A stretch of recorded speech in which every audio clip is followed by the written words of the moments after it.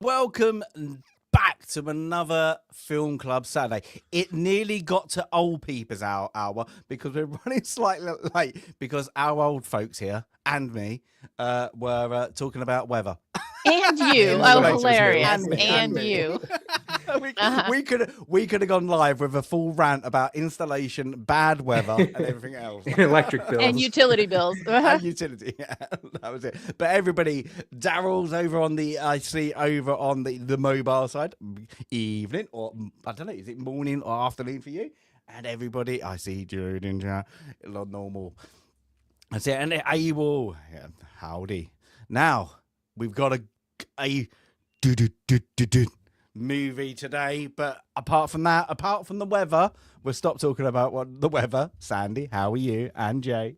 I'm freezing. I mean, it's literally all there is here because we can't leave at least where I am, it can't leave the house. It's sheets of ice. I can't get outside to do any live streaming. I am going to attempt tomorrow. It's supposed to be 19 degrees tomorrow. Let's see if that freezes my phone. I wasn't going to go out in 7, but I'm going to try really hard to get outside tomorrow. I don't know what I can do, but going a little stir crazy here. Jay, how about you? A lot of the same. It's freezing cold where I am too. I think yesterday on my ride to work, my car said it was 1 degree Fahrenheit outside. So that was a fun way to start the day. And that's kind of just what it's been. So 18 degrees actually sounds like springtime. If we could get that this way, that'd be nice. But I'm guessing you're kind of warm inside because your Patriots made the Super Bowl. Oh, that's enough to keep me warm for the rest of the year. That they did. Thank you very much for actually mentioning that. So yeah, I'm kind of on cloud 9 this week. Minus the cold. My Pats are back in the Super Bowl as they should be. Everything is right in the world once again because the Patriots are good again. So here we are. Do I have to be now go see Hawks? Is it? I mean, you can try. We'll see. I don't know anything. You haven't had good luck with it so far going against my Patriots. So I know, and I'm going to have to own up to it. Literally, after last week's stream, the Montreal Canadiens were doing really well, and you came back. That's it. Yep. And yeah, a hat trick. That is the first one. Yeah. One of the hat tricks for the. That was nice. Honestly, kudos to him. That was good, and I was like, first hat trick's like since the 70s or something, wasn't it?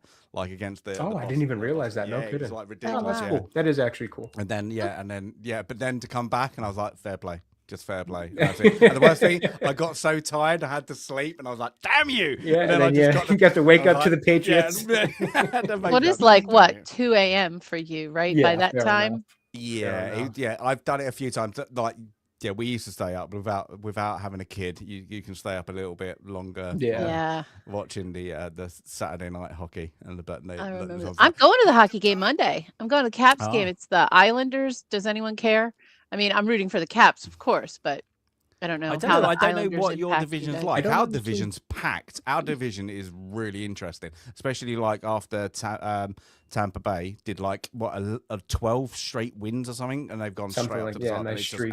And it completely compacts everybody. So it's like the run into the playoffs is going to be quite good. There we go. We've gone on to hockey again, sports straight away. Literally, weather. Let's see. What was it last time? Like that. We have to do like the intros. What they actually like. What put the little temperature indicator up in the corner in Baltimore, Boston, and London. Yeah. We'll put the temperatures. Fahrenheit and Celsius. I don't know what was it. Where am I? That's it. You have to work this out. What is it, me? Because you're going to be really pissed off. It's really mild. It's 6 centigrade. So whatever that is in Fahrenheit. I'm awful with the conversions. 40 something. 42. 40, yeah. Yeah, I'd take 42. Yeah, there we go. So it feels warmer. It's got that kind of mugginess, just to let you know. It's a bit warm for me. I don't like it. It's funny how 42 degrees does feel so nice in the wintertime, or feels warm in the wintertime. But if you give me a 42-degree day in the springtime, it's just the complete opposite. It feels freezing cold. There we go. All right, Jay. Yes, We're gonna go to the movie because you forgot you put it on the list. I did, honestly. And it's because so this is a weird one for me. I like this movie. Don't get me wrong. I'm not going to, spoiler alert. I mean, I don't know too many people who don't like this movie. But it's never been one of my favorites. I'm not like the biggest Terminator fan. I like it. I think it's a good movie and I enjoy watching it.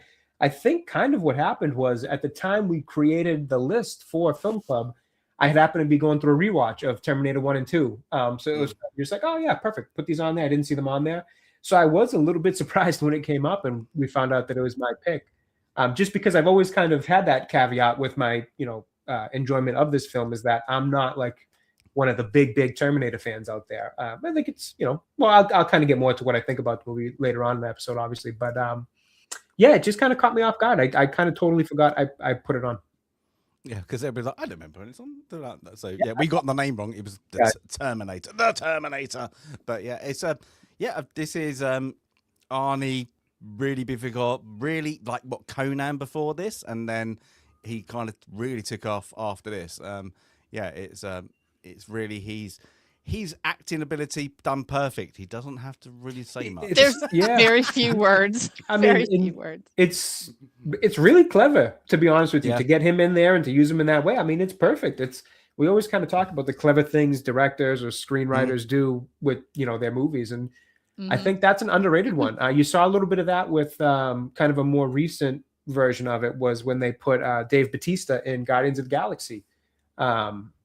He isn't the most talented actor. I haven't seen too much of his movies since, the Guardian stuff to know really how much he's developed his craft. But at least I'm trying to be nice. I don't really know. And I wasn't expecting that he's become, a modern, another version of great actors. But regardless, at that time, he hadn't done much acting. He was kind of coming out of his wrestling career, and they used him really well as Drax in those movies. And I always kind of appreciate when you can do that with an actor.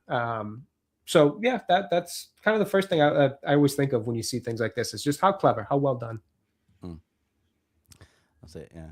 So I had to look up before I rewatched this film. I had to look up whether T2 was thought about when this movie was filmed. Like, was it planned as two films, or was it just a standalone? And while it wasn't exactly planned, James Cameron said that he had always thought that there needed to be another level up for the villain, like turning it from a cyborg into the liquid transmogrifying, transmorphing villain in T2. But it would have depended on the popularity of the Terminator, and obviously it was popular. And then we got T2 with a little more Arnie dialogue in T2.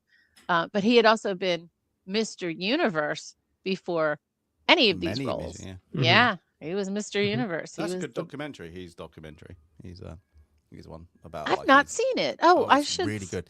I think it's on Netflix. I was going to say, I'm almost positive I've scrolled by it a few times on Netflix. It's really, really good. It goes like through his back past, and like he's growing up, and it's quite interesting. Just him, like everybody's like, oh, he's just an actor, but he's literally really clever, like business, like sense. Like he had like a mentor. Sorry, we're going on Arnie thing, and he was like, what you need to do is get to LA. When you get your first job, that gives you money. Start buying real estate. Yep. So it's just like, in LA, Beverly Hills. Yep. Do you know who else did that? Okay, there is a documentary many years ago about some of the Hollywood kids who actually turned out well. The very few of them who did. The Silver Spoon kids, Ricky Schroeder, and then later Rick Schroeder on, was it? He was in one of those, not Law and Order, one of those other ones. Anyway, he did the same thing with his kid money. He bought He bought land and he bought Taco Bells. The kid owns like more Taco Bell. He's not a kid anymore. He's my age. You know, he owns like a ton of Taco Bells. And so he didn't have No to kidding. work that much because he was buying stuff, buying real estate, like using the money and investing it, not just throwing it away like, you know, the rest of Hollywood does. So Well, like Odell Beckham Jr. He was just saying how the other Oh my day God. how $100 million NFL contract just ain't enough to get by anymore. It's not enough. Oh my God. ODB, what's wrong with you? It's not. Gotta- Sorry, gotta love I that. thought I was going mad, but I'm sure I'm hearing Twinkle Twinkle. Oh God, sorry. Yep, it's the white noise in this house. Oh my God, I was like, It's I'm hearing crazy to me that this mic. ding. This is Yeah. a crappy USB mic. This is not a special really- mic. I can't It believe sounds it picks good. it It up. That's sounds a really good mic. You've got a it's good good mic. to Like, know. I'm like, I can hear this dinging in the Yep, background. I yep, was like, that's the and every that's time coming I'm from like, the baby's what room. is it? And it's like, oh my, that is some good pickup. That is really Yeah. good. I guess it's high pitch though, but yeah. Anyway, It's just quite it's like- funny that Yeah. we don't even it's on literally 24/7. We don't even know. Oh, It's You just don't hear it. completely Oh. become like the elevator. Like then my wife and the baby are actually out right now. They just went out to go visit a friend of ours who just also had a baby. So there's like no need for it to be on. It's just we never turn it off. It's just we never notice it. It's mad. That's mad. Yeah, that's funny. Yeah. But yeah, But- back to Twinkle Twinkle. Back to Terminator. I forgot. It would be a different movie. Okay. Twinkle, twinkle. How many of us forgot that this year was 2029? In my head, I thought it was 2060 something, right? And when I saw Yeah. that come up, I guess I just didn't pay attention. I was like, oh my God, that's 3 Yeah. years from now. Same. How It cool. didn't even click with me either. Yeah. I know. They delay. I think they delay Judgment Day every movie. I think that's right. Something Yeah. like that. Yeah. So, but they always it's gone past Terminator 2 Judgment Day, and that's it. But yeah, this is full in LA. This could be LA in 3 years, couldn't Could it? be LA right now. Yeah, I It mean, could. it depends what corner you turn. Yeah, Yeah. could be now. Yeah, there we go. But yeah, I do like the there's movies that you've watched over and over again, and you forget parts of it, and I forget the opening is this Yeah. before the credits roll, so you get the kind of the war of the future before you get the credits and then the intro to the movie, kind of like that. So yeah, it's actually it's cleverly done. Like sometimes Cameron nails it. And yeah, I think this like how he's directed this is very, very clever, with kind of like just showing you this is what the future holds. And I'm getting and you think like this is a 1984 movie, but the movie is set in 1984. What is very strange that would have because it says tonight, isn't it? But later on it is actually 1984. And I would like to know, this is going to be a fun fact for chat if they can find it, is when the movie got released, was it the movie stamp on the same day as they say in the movie? When it happens, the same day they released it. I wonder if they released it on the same day. Like the Halloween has to be released on Halloween, of course. I wonder if it is. But Oh, I we don't get this. know.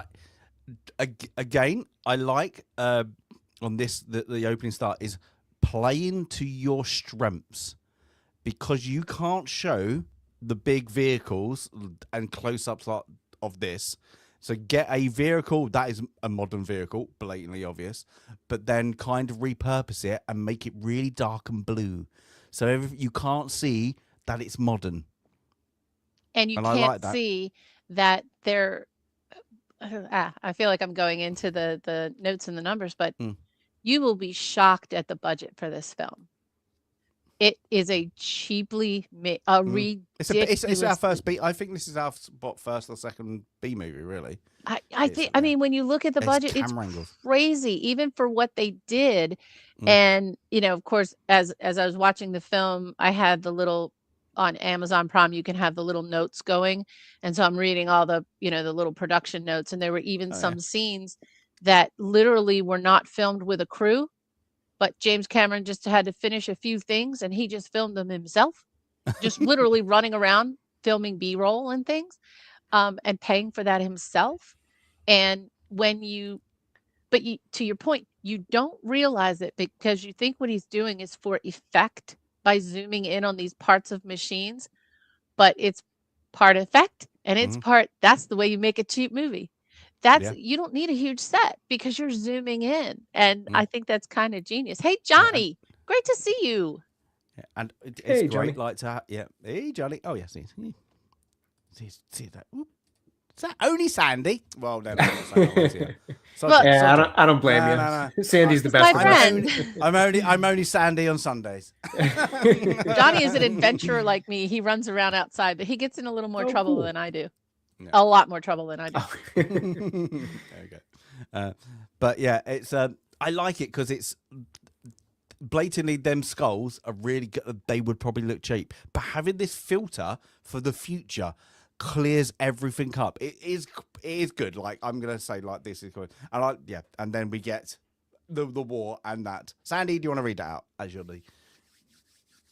Do it in your machine. I'm trying to I do do it. it. I Oh, want we're you gonna to get do a it. voice world. too. The Perfect. I want machines. you to do it in your Highlander voice. You know, like The machines rose from the ashes of the nuclear fire. Their war to exterminate mankind had raged for decades, but the final battle would not be fought in the future. It would be fought here, in our present, tonight, in a world. It's great. It's cleverly done, and then of course you get the credits we don't have to go through. But I thought it was good, and then again, I like how he's like again we get like the industrial look of what we've just had, and then we have a more modern industrial, like just day-to-day ones, and we get like a what do you call them? Dustman driver? What do you call them? Bin driver? Trash truck. Trash truck? Garbage truck. Yeah. Garbage truck. There you go. Whatever you like to call it. It's one of those. And the guy, middle of the night, picking up the trash, and then of course we just get the electric storm, and clever because you can do it post production. You know, a little bit of like all you have to do in the movie like that is just flash lights. And film a dumpster. Yeah, How cheap is that? I mean, you're filming a trash truck dumping a dumpster. Easy enough. Yeah. And then you get like, what's going on? And then we get our first kind of silhouette kind of, and then Arnie kind of gets in. And I do like the look, and I forgot this, and I like he's like, I'm going to sound a bit odd. I like how he's clean shaven. You get that, like he's like pristine. It looks like he is a bodybuilder, kind of like that. He's like a little bit powdered up, waxed up, like oily. He's like just come out of the factory, and of course just we don't know doesn't what look human. Like, no, it looks a bit rubbery. It does. Right. Of course, this is his body, like that. But they've just done it right. It just looks a bit. Kind of want to poke it and go, is that real? Yeah, he's just like I mean, at this point in his life, he was like the pinnacle of human physique. So it's like to every other human, it doesn't even look real. It just doesn't look like it's a real thing. So I think it works for the idea of this, overly powerful cyborg. I guess it's like a cyborg, right? I always get confused between cyborgs and androids. Cyborg, right? With just a human exterior. They called him the State. It's literally like he's from just a different world. He just doesn't look like any human you've ever seen. That's it. Yeah, it's just it's so rubbery, and I like how he's automatic. Like he does really like how they kind of done the casting again for him, but because his bone structure is so like chiseled, it does look like it's what a computer would do. And I think that's great. Mm-hmm. It's just like he kind of like works and he moves robotically a little bit. Yeah. If you were to ask a computer, if you were to ask a computer to create a human male in peak physical kind of condition, it would look similar to this rigid jawline and the muscles, the whole deal. I mean, it would be something like Arnold. He trimmed down in Commando. Probably trying to be a serious actor. But yeah, it's good. Look at that. Good timing. We don't get the bum shot. Oh, sorry, Sandy. No, I'm okay. Thanks. But now we get our late late great. Yes, late and great. When did he die? He died It's what? like 2 years ago. Years ago. I'm not familiar with who this was. This is Bill Paxton. Bill Paxton. Believe it or not. With the blue hair? That's Bill Paxton? That is Bill. That's Bill Paxton. Oh my God, he died I never. 8 years Yeah, ago. a little He's 8 while years ago ago, yeah, it was now. like, yeah. Because I believe we looked this up when he came 2017. up in a different movie. Yeah, I he's did he's not number realize 2. that was him. Yeah, this is Wow. where he got in there and he was part of the crew, a runner or something, and they were like, we just need somebody to do something. Can you be this bit? And these guys were like, none of them are actors. They were like, can you do this scene? Like No and he was like, kidding. and that is it. And that's how his acting career kind of took off just because I did not recognize him in here at all. Yeah. Wow. Yeah. Well, And then of he course, would yeah. end up being in Titanic too with Cameron. So go figure. There you go. Yeah, you can Is tell he in there's a lot Titanic? of Is he? Oh yes, he is. Yeah, he's in Titanic. He's There's like a lot of alien, connection. isn't he? Yes. Go figure. with I didn't other know that. Cameron films. And aliens. Yep, other Yeah. Mhm. Cameron / Galen Hurd films. Yep. Mm. That's it. I do like him in Twister. I do like that movie. I can't stand that movie. Well, let's Don't you not go like into it? that. Right, it's not on Nope. the list. But it's a fun movie. It's a fun. No, silly it's movie. not. I've never seen it. I'm not. Okay. I thought people liked the little. No, I don't mean little to make it seem like it wasn't a big movie. It was a sequel that they just did for Twisters. Apparently, it's not. I So thought bad. people- I've not seen it. Yeah, I thought people liked it. I know it was like big budget. I don't mean to call it a little sequel, Yeah. but they did a movie for it, a sequel that I think people liked to some degree. And I think, but on this, they see a naked man approaching you, and I do like how you laughed that off in the 80s. Now, probably like that. No, I mean, you probably shouldn't have laughed it off then either, and definitely not when he's as large as Not when he's Arnold that is here. big. Yeah, That's I what think I'm the saying. worst thing you could do is laugh at this guy. I'm probably just turning and running Yeah. as fast as I can, and hope that he's Seriously. too big to catch me. Yeah, nice. Yeah, and they I hate to say it, he is twice the size of all of them put together. Really, they're like skinny little punks. Literally. And yeah, it's Date the Piercy, nice. Was it washing day gone or whatever it is? It like you Yeah, haven't got any clothes. some wisecrack. I need your clothes like that. And I like it. They get the blades out. They get into a fight. He literally I think he rips out his heart. His doesn't heart, he? right? Yeah, I I think think so. that's Yeah. what they're trying They're to like- show there. They don't really show it too much because the things, but and it's just give me things, and then we get now straight into the second bit. I must say, before we go more, that I forget how quick the first 30 minutes just sets up everything. Well, it's Just not a like very really long into it. movie. The No, whole it's thing not. kind of moves along. That's it. But now we get our second time traveler in a back alley, and this is Carl Reese. And that we find out, played by Michael Biehn again. Well, he wasn't originally in Aliens, but then came in for Aliens, another Cameron kind of thing like that. And I wonder if he's been in any other ones. Kind of think. I know he's Tombstone, isn't he? I kind of only really. Oh yeah, I don't did even look up remember him a from few. this. Yeah, there were a few other. He's a really good support actor. A lot of television shows. Yeah. But I like him. I think he's he's a good actually actor. Hey, got Tomby Raid. Hey, Tomby. Hey Tom, Hey. how's it Hey, going? Tomby. I think Tomby gets in his stream just ends every week. Yeah, it's got to be the Thank you very much. timing. Yeah. Hey, So Dave, in- the Hey Bunch everyone, is hey LA. Daly, hey Abe. Hey, Abe. Classic. In this scene, so I want to ask you a question because I remembered it when I was rewatching.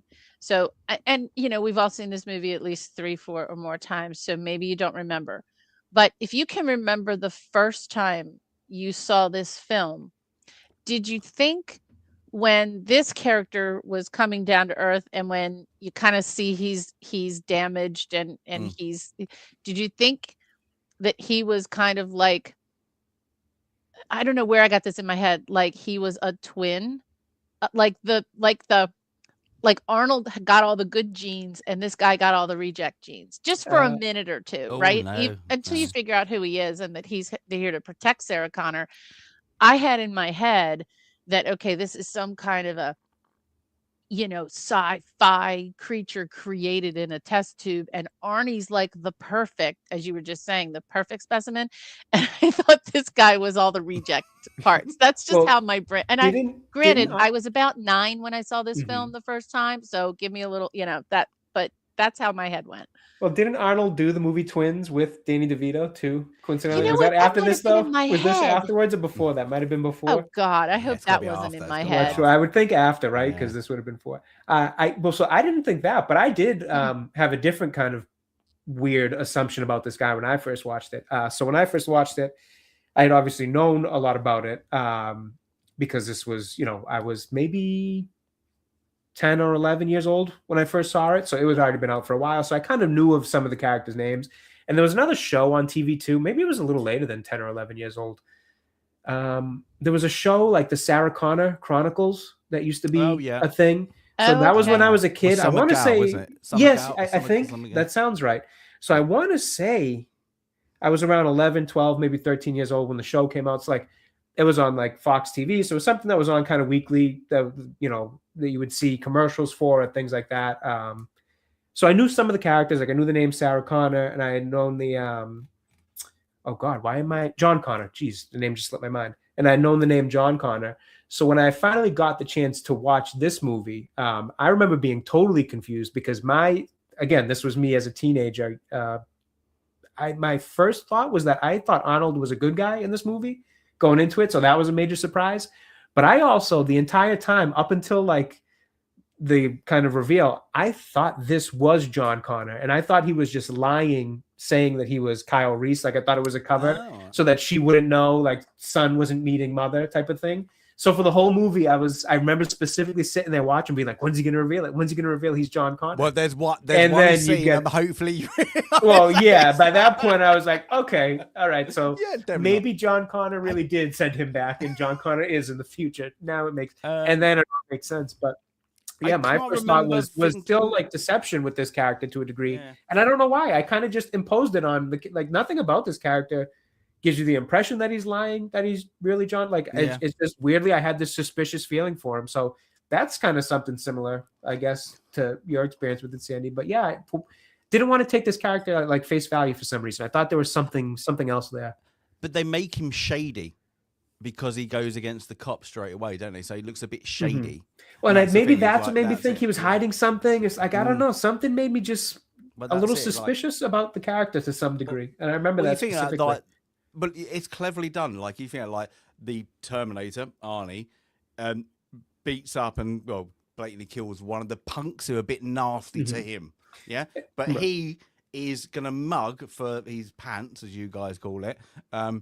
This homeless guy is like, did you just see some lightning? So who's the bad guy here? It's Carl Reese. He's just mugged the guy. Really for his trousers, pants, and then he runs off against the police after they say it. So there's a good little setup there. You just had some guy just kind of beat up some punks, and then you got a guy who just mugged a homeless guy. Quite clever. Fair enough. So you got that kind of switcheroo in your head straight away. But yeah, we get Carl Reese and the police turn up, and they chase him quite quickly, and like they don't shout, they like get. Yeah, that's it. But then he runs off. He takes the gun off this guy, this copper, and then it's cleverly, again, it's silly, like it's well written. Is how do we get him to get clothes if the Terminator come in naked and they make out that you can't have weapons, so they all have to come in naked. And then how do you get him to have clothes?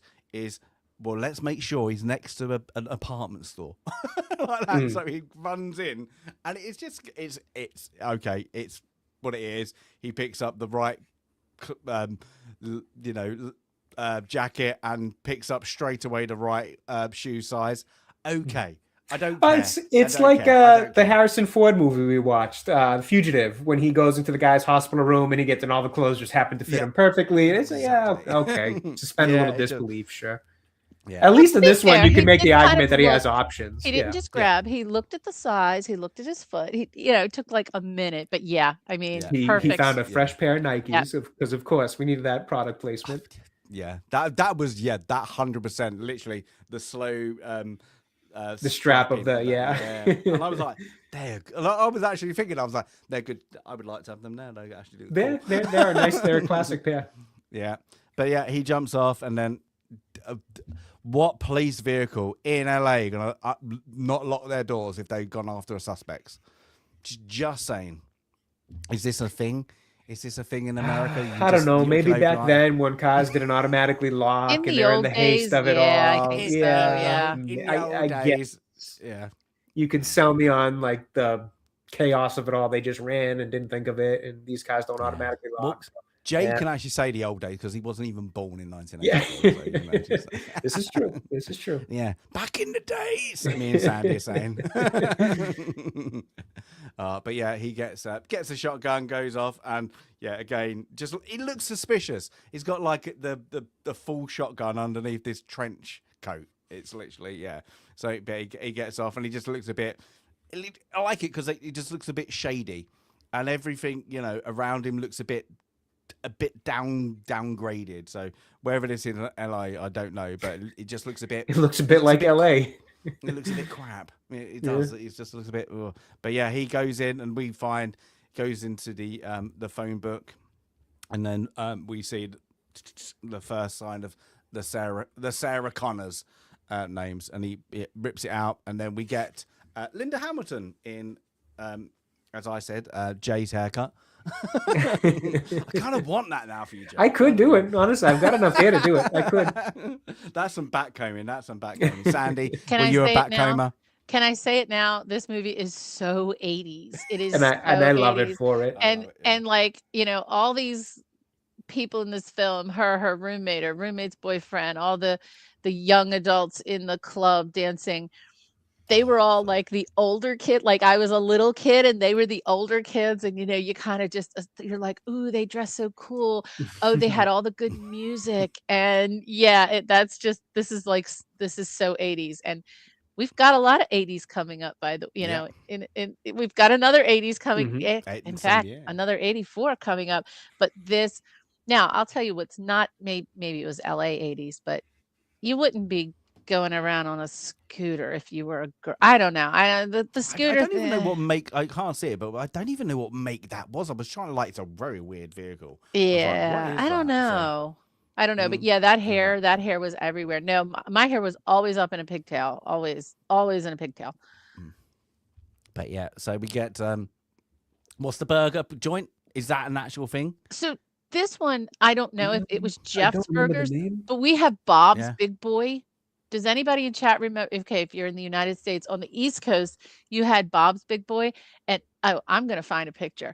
I've never heard of that. That looks like this guy, and it was a burger, so like a sit-down burger joint. Yeah, like a sit. Oh, this is perfect. Okay, I've got the picture. But it was a sit-down, more of a family. Oh my God, all these ads. A family place rather than the ads. Okay, I'll bring it up later. Rather than like a fast food. It was a little better than fast food, if that makes sense. Well, this one seems a little thing, but we find out she's a waitress. She's late for work. And we get to, and it's just then we get a little bit further on, but Big Jeff's, is that what it's called? Jeff, yeah, Big Jeff's or Big Jeff. Oh, Jeff. I don't think I've heard of it. That's why I think they're taking. That's why I think they're taking off on Bob's Big Boy. Slipknot fan. Oh my God, I went to a Slipknot a gig once, and it was, where was it? There he is. It was like that's OC. Bob. Oh, there you go. Oh, there you go, Bob. Oh, okay. that was a real thing. Wasn't that from Austin Powers? Yes, yeah. Real thing. I thought it was always for the movie. I didn't know that was a real chain. Yeah, no, That's it's real. Yeah. On the East Coast of the United States. Mm-hmm. Bob's Big Boy. Oh, I've never heard of it. That's interesting. But yeah, sorry, Slipknot. I remember going to Slipknot gig, and it was the first time they played in London, and the whole arena turned into a mosh pit. It was so. Oh my word! It was literally that thing when you come out and you're like, oh my God, everybody's got blood on them. It was like it was ridiculous. And it was the greatest night of your life, right? I was at the back just going, oh my God, like vroom, because I had a couple of beers. I was like, I'm taking this. Me out of it. Like, you're like, whoa. But oh, what? Like, the worst thing is, I don't like. I remember they were good, like live, they were tight, but I couldn't tell you anything about it because you're just like, oh, this is just crazy. This is just crazy. All that run around you, I'm sure. Yeah, just like that, just doing like a circle pit. It was like, wow, that is crazy. But anyway, welcome, Slipknot fan. You just took my memory back to a Slipknot group. There you go, so good. But yeah, so we get Sarah checking in, and then we get our first a visitor to a Sarah Connor of the Terminator, because he's got the the phone book as well, but he's going one by one. Oh no! He nicks a car first, doesn't he? Sorry, nicks a car first, and then we get the thing. So I jumped ahead. Sorry there. But we get anybody being waitress, waiter. No. No. No, thankfully. I used to work in a pizza shop, but that was it. I really admire their work, though. I couldn't do it. Just this crap. It's hard, man. People suck.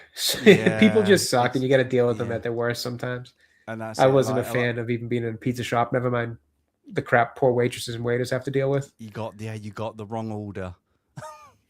Like, yeah, okay, and then just the kid just there, just put his. I'm gonna put my ice cream in your pocket.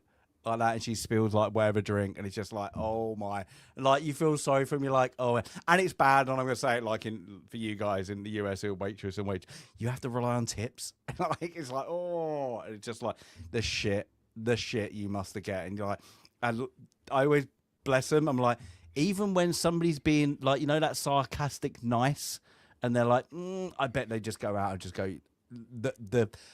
you have to get a pillow and just scream into that pillow, and like that. It's just so bless them. Especially if you're working at one of these places where it's just like, oh, everybody just wants a bit of cheap food and they're absolutely crap. That's it. But yeah, there we go. And then we get the American pastime, a lot of weaponry. I like that.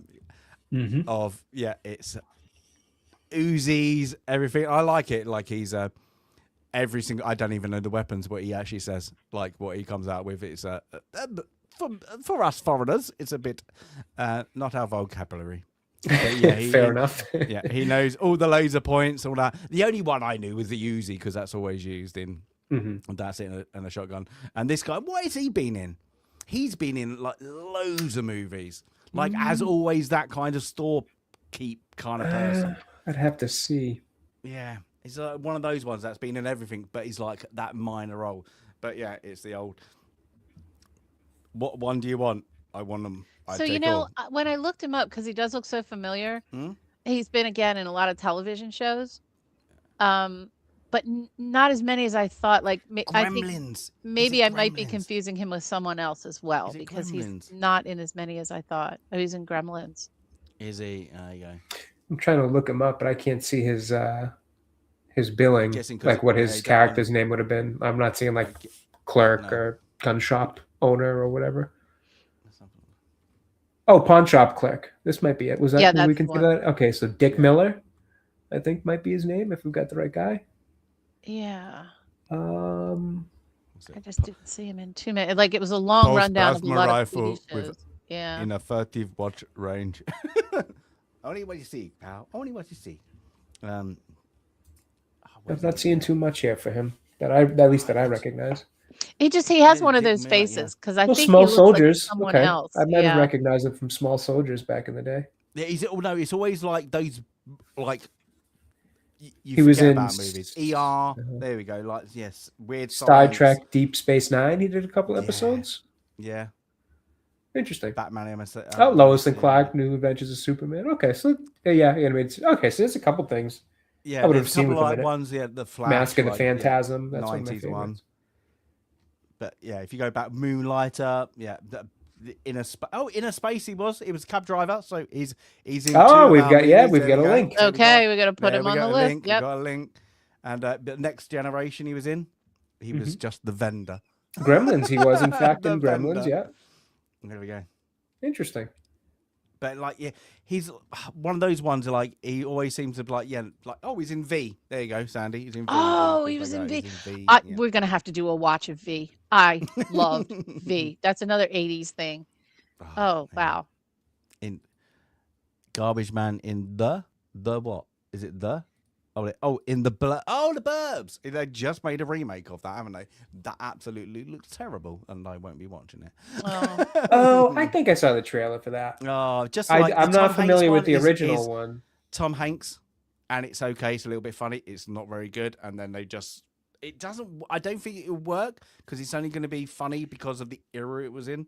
That kind of quirky, 80s thing. But anyway, back to the buy everything, and then pick. Now, I'm not being a bit rude, but would you have the ammo next on the counter whilst people are buying? No. No, exactly. And especially the gauge he needs for the He's like, shotgun. you can't do that. Yeah. You can't do Wrong. that. Oh, but yeah, it's a good little bit out. But now we get back to Reese. He's done a sawn-off shotgun. This is it. So the Terminator is now done what Reese has done, taking the phone book out, and we're going after, and we're in suburbia. This is another clever trick, and we said it about Halloween, is having just place all the main part of it in suburbia, because it all looks like the same, so it doesn't matter where you're filming. This is true. It's cheap and it's easy. Where was Halloween supposed to be set? Was it a lot like in the Midwest, but it was LA. Filmed in LA, and it was definitely supposed to be a place that did not have palm trees, but there were palm trees. That's it. Thank you. That is what I'm thinking about. Sorry, that guy is in one of the underrated movies of all time. Oh, Tales from the Crib, the Demon Knights with Billy Zane's in it. It's absolutely one of the most greatest B movies you'll ever watch. Just because it's silly and it's got Billy Zane being a demon, and he's really good. Go watch it. If you find it, go watch it. It's one of those ones you'll enjoy it because it's that bad. Thank you, Slipknot fan. Oh my god, he's definitely it's got the main character is Billy Zane and what's the name's wife? Will Smith's wife.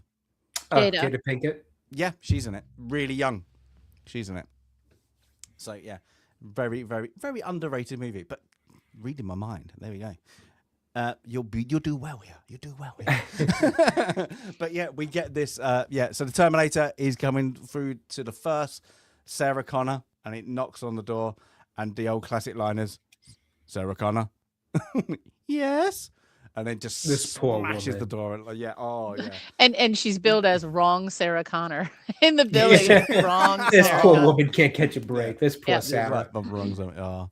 But yeah, we get, and it's just done. And then back to the restaurant is, come with me. You're dead. And there's a news reporter. Yeah, Sarah Connor. Children out, and they're like, oh yeah, very funny. Yeah, it's whatever. Yeah, that's it. And then we get back to Reese.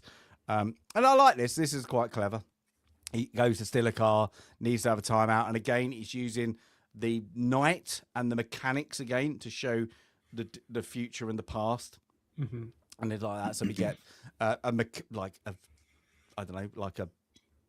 building site. And then, he's dreams. He goes into dream state. And then we get kind of, he's part of the future rebellion, or whatever you call it, resistance, into that. And we get it's good. It's just showing a future war. And again, it's done really cheaply. It could have been done at like a dump site. It probably was. Yeah, that's it. Yeah. Just somebody's backyard. And because you can see, and I keep saying it's clever, when you want to save money, is what you do is you make it a different color, but you make it really saturated black, and then you put fog in the background, so you can't see anything in the background. I've got a fly in here; it's really annoying me. You know which film did we talk about that extensively used fog because they were super, super cheap? Monty Python, Holy Grail. Yeah, all the fog was really just because they're filming everything in the same plot of land, but they could film it from different angles and just keep throwing in the fog, and that's how you make a cheap movie. Yeah, but it's good, and we get just a battle. We're seeing the battle of the future, and we don't again these are blatantly probably on wires. But they look menacing. They're futuristic, like that. We don't need certain, the laser beams that we kind of have seen, getting on where, of course, we get the resistance are still in 1980s vehicles. There's no Ubers or anything like that or whatever. I'm sure the Tesla. as thing you is- do in a war, the first thing you destroy are the manufacturing plants. So I'm sure the Yeah. robots, either the robots destroyed the car manufacturing plants or the robots were the car manufacturing plants. Dun, dun, dun. But I'm guessing if they were, if you actually think about it, you would actually have to go for an 80s or 90s car, because if they had a computer system into them, they could be hacked. Ah, true that. Yeah. So there you go. Now, see, the film makes more sense for modern day. There we go. But we get a bit more, and then we kind of get the shoot up, and then of course he wakes up and like in terror, kind of like a night terror, and then we get back to 1980s, getting ready, and we get Ginger. Sorry, I actually forgot to start the poll. We get Ginger and Sarah getting ready for their 80s things. I do love that. Sandy and me, maybe not Jay, those old hair dryers. Look at, I just love that. Like really pathetic, didn't dry your hair well. A hair dryer with asthma. That's it. But yeah, we get now. Sandy, do you want to say who the boyfriend is when we get that? Who phones up? I think Daryl already found out who the boyfriend was. I knew who he was already. So, I didn't until I went back through the okay. again another I didn't realize Bill Paxton was here, but the actor who plays Matt, it's Matt. Yeah. In Top Gun, Iceman's second is Slider, and that's Slider. Yeah. And I wouldn't know him in anything else. Me either. And I'm guessing he did some HP, like Hallmark. I'm guessing maybe. Oh, you know what? That that'd be probably it. makes sense. Yeah. That That's it, probably. Yeah, but sounds yeah, he's about right. I do like, again, it's showing a thing because he phones up, starts talking dirty down the phone to Sarah, but he wants Ginger, and who's this? So again, he's just showing the friendliness of the environment, which is a bit silly. It's good though, but yeah, Ginger's all over the place, and then we get our typical 80s Sergeant Cop. I'm gonna put Oh it my up. God, so typical. These are all the those, what do you call those procedurals? Those police procedurals Yes. with the big glass cubes, and everybody's drinking tons of coffee, and yeah. Mm-hmm. Mm-hmm. And then Now, where have we seen Paul Winston? Oh No. So Yeah, I can't think. I don't know what else he's been in, but I always think about him from, I think it's Wrath of Khan. Wrath of Khan. Oh yes. Yeah. I don't know if he's in any other Star Trek. No, but he's the one. Yeah, who kind of gets. Is he get the ear thing? No. Yeah. No, Oh, isn't he is. He Yes, is yeah. one of the ones that get with the ear other thing. one. He is one of I'm the trying ones to that. look. But it's only I'm trying to because see like what Wrath he's of Khan done. is my favorite Star Trek thing ever. I'm guessing he died. Oh yeah, he Oh, died. I said Winston. It's Winfield. Paul Winfield. 2004. He died. Yeah. So yeah, he was Terrell or Terrell. He's in Mars Attacks. He's the general. He's the general in Mars He Attacks. is. Oh my gosh, he is. No kidding. Yeah, he's the main general. And then he's been in what other thing? Cliffhanger, little bits, but yeah, he mostly later in life looked like done a lot of religious things, but Like kids shows, yeah. Yeah. Murder Trying to She see what else Wrote. Wise Guy. He was in The Blue and the Gray. He was in The Blue and the Gray. The Civil War TV miniseries. Again, I would never know his I would never know his name. That's it. You would have to like look him up, would you? So, but yeah. But it's But weird that face, like, you can't that No. face is definitely from Star Trek. Put a red suit on him. He's unfortunately a red shirt in Star. And then in Star Trek. we get the guy on the left. Everybody knows him from another movie, mostly, but he's not even credited. Lance Henriksen, I think it's like that. Of course, he plays the android, I suppose, in Bishop in Aliens, doesn't he? Isn't he? Is he in? He's in something else too. Now I have to look him up. In loads of things, but yeah, he's known for Bishop. He's in like all of these kind of films, though. Like, Yeah. Okay, so he was in Alien versus Predator. Yep. Was he in The Abyss? Let's say he was in The Abyss. Let's see, he was Michael Biehn is in The Abyss He was in The Abyss. I know because he's the baddie. He is the bad guy. He's in the Blacklist. He's in the Night Shift. But he's in all these kinds of, kind of dark, alternate, futuristic. Sure. He was in Hannibal. He was a voice in Star Wars: The Old Republic. He's done a lot. Alien vs. Predator, Alien 3, Aliens. Yeah, he's in a lot of stuff. These are working actors in this film. They back between film and television. He was also in Tales of the Crypt. Oh, okay. The television series. Okay. And The Right Stuff. Oh, what, the astronaut one? The astronaut one. That is a great movie. I like that. Yeah, yeah. Oh, he was Wally Schirra. So he was one of the main 7. He was Wally Schirra in Okay. Right before this film. So The Right Stuff was 1983. And then, that's probably got him more notice than for coming to this, then took his career off. But yeah, I like it. But yeah, he gets hands over to, I don't know what you call portfolios. I'm guessing, I don't know what, like files of death, where both of the victims are named Sarah Connor, and of course the first one's got media attention. So now, the media's going to be all over it. So they're a bit shocked, and that's a good. There we go. That's a good 80s picture. hair. Yeah, that's 80s if I've ever seen it. That's a lot of hairspray. Yeah, It's a lot of hairspray. Sure is. There we go. But yeah, they're getting ready to go out for their Friday night's entertainment. But where they're looking for the iguana, and then Ginger, have you checked the messages? Nope. And of course, she's been let down by her boyfriend or whatever, that he can't make it tonight. So yeah, they can't go dancing. So Ginger and boyfriend are going off. But yeah, Sarah goes off for a night ride. Let's say that. Who would do this? It's so dangerous. She was going to the movies. She was going to go see a movie. Yeah, that's right. She was just going to go see a movie. That's right. Yeah. But we got these. They're trying to get in contact. We need to get in contact to the next Sarah. But of course, whilst the little bit of Ginger time, let's say that.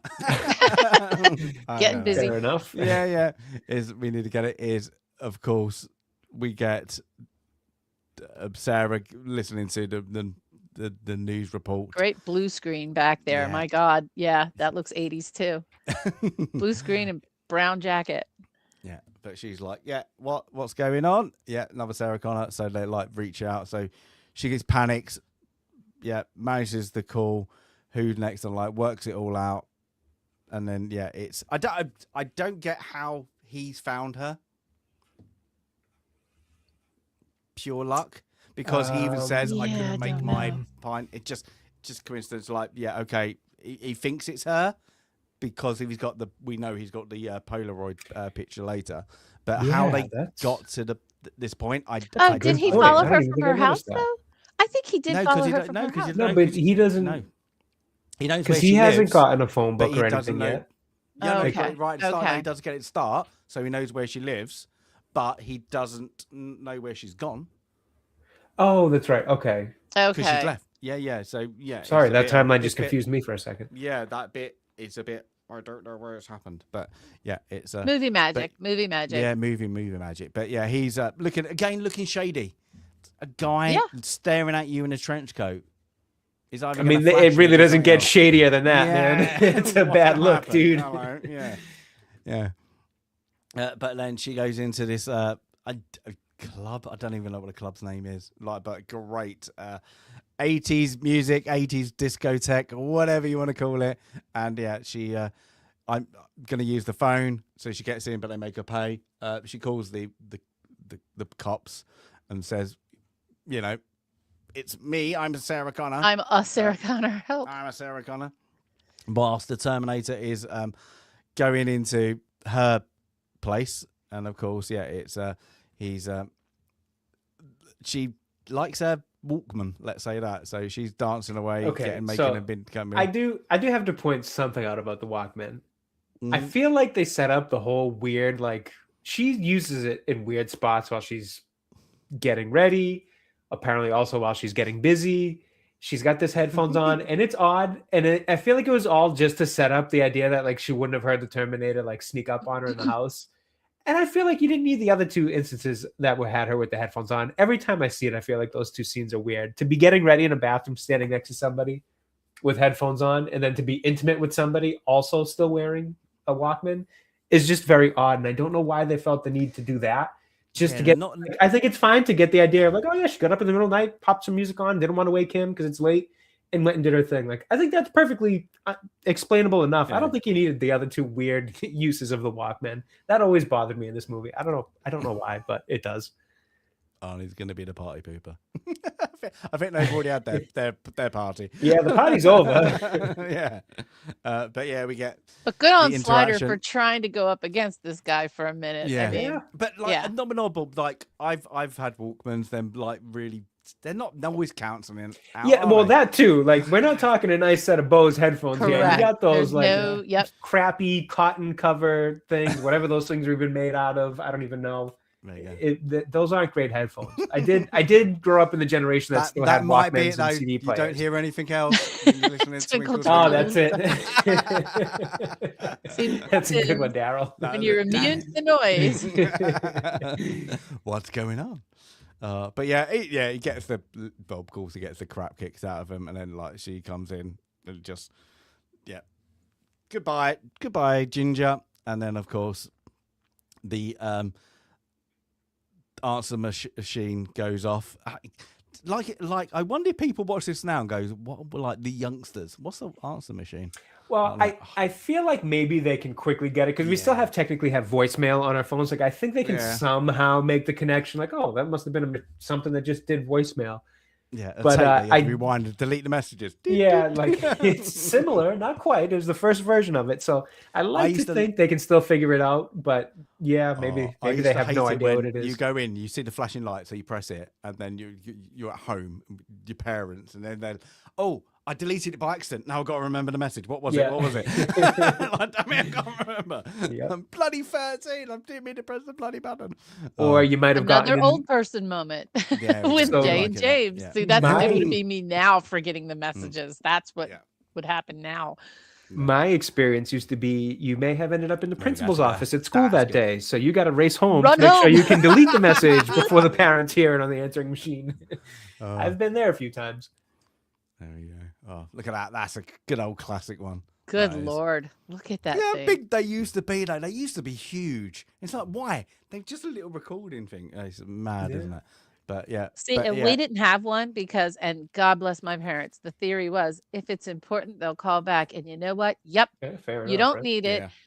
Just like today, like, well, back in the oldie days, we didn't have a phone everywhere we went. You know, I turned off my mobile is because half the time it is your parents going, "Hi, it's Dad here. Just calling to see if you're around. I'll call you later."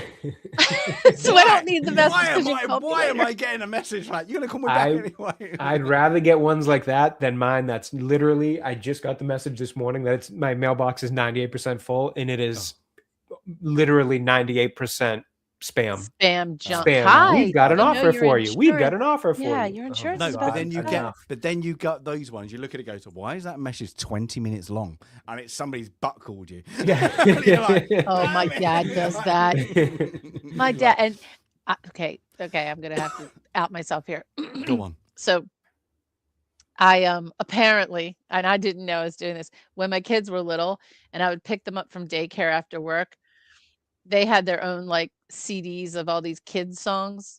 Jay, if you haven't met Dog Train yet, and the songs by, I think her name is Sandy something, but anyway, so she's got all these cool kids songs and they're fun and so we'd put the thing on and we'd start singing and we'd sing really loud. Just for fun. Mm-hmm. Well, I was doing that and I called one of my customers who thankfully thought it was hilarious and the next day told me. He That's asked me funny. because the thing about the dog train is like you can find a fat dog, a skinny dog, this dog, and that dog. You know, it goes through all the kinds of dogs, and you say it really fast. And he says, "So Sandy, did you get a fat dog, a skinny dog, a this dog, or that dog?" I Oh, was like, that's too funny. "Oh my god!" And all he heard was my voice belting That's out. great. Dog train, yeah. Sandra Boynton, that's her name, Sandra Boynton. I have to, but I will great keep an kid ear song, out for her really if great that kid one ever song. comes across our radio waves. Yeah. There's also one about okay, this is going on a tangent. There's also one about the wheels on a truck, but a big 18-wheeler, and it counts 1, 2, 3, 4, 5, 6, 7, 8, and 10, 11, 12, and you go to 18, and then it does it in different languages, and then it does it in Roman numerals. B, B, B, B, I. You do the whole thing, and the kids do it. And it's hilarious because you get through all these different languages, and then you do Roman numerals. Anyway, sorry to go off on a tangent, but yeah, Jay, you've got a whole lifetime of kids songs to deal with besides Twinkle Twinkle Little Star. Yeah, good. We'll get some variety in the house. Yeah, that's it. But yeah, so we get the answer phone, but he realizes Sarah's on the phone, and he gets her because she left her an ID of what she looks like. So he now has the identification. But whilst the police are saying, "Stay where you are, we'll come and get you." Yeah, so I do like this. So this is a great scene. I think this is quite cleverly done. Yeah, the Terminator's there, knows where she is from the thing. He breaks the hand of the guy, and then she's just sitting there, just waiting. And then we get the who we think is the slimy one, you know, kind of a bit iffy, Michael Bihn's Carl Reese, who's kind of off the bar, and then we get this slow walk of the Terminator, and she drops something like somebody else drops something off the table, and it goes down, pick it up, and he walks past. It's a clever scene, and then but while she's looking, we get Carl Reese again. You're a weird man in a trench coat, just staring at me like that. Yeah, and then we get the Terminator just approaching, and it's clever because the music isn't loud, but it's great. It's just that moment of realization when she looks up, and then he opens up. We get Carl Reese opens up, and then we get our first Terminator versus Carl Reese moment. And all hell breaks loose. We get the Terminator. Just, I do like how they make out. Well, he's out to kill Sarah Connor, but anybody else is just collateral damage. He just doesn't matter. Oozes up. I don't care about you. That's my target. You're in the way. If you're in the way, you're in the way. Some of the shooting is bad. Like, okay, I can understand it because he's supposed to be a machine, so he's not going to get kicked back. I'm guessing that's why he does it kind of, I suppose, like kind of gangster style. I'm gonna go like whatever, just throws it out there. But I'm guessing it's good for the look. He's got perfect aim too. Yeah, you know, he's got his cyborg eyes. He does. Yeah, but we haven't seen that yet, have we? So we haven't seen the computer system not in him yet. But yeah, so she gets on, and the approach is she's down by somebody trapped her. And then it's the moment he gets smashed through, and then come with me if you want to live. If you want to live. Yeah. Again, it's one of those classic lines that like this. It's those two classic lines. Yeah, come with me if you want to live. If you want to leave. And the other one. We'll get there. And so they run off, and then we get again. This is what I'm going to say. Keep on saying it's cleverly done, because if you shot something really bad, but then you want to make it from the point of view of the Terminator, but it's out of focus, you can use this. Make it all computery. Yeah. Yep. Just make it look like it come from him, but he's like slightly injured, slightly out of focus, and then back into focus because it's from his eye perception. It's clever. So they're off. They've get a vehicle, and then of course the police are chasing. They knocked over the Terminator, and we get this poor policeman who's there's a hit and run. You know, calls this it in. Policeman is a cameo. Yeah, this is one of the writers. Was it William Wisher, who's one of the writers, inserted himself, and I think someone said James Cameron's in here. I don't know. I didn't look that up to see if James Cameron put himself in here somewhere, but that's one of the writers, William Wisher. Okay. I have to actually have a look. No, don't remember him, but yeah, he kills him. Nixley. I do like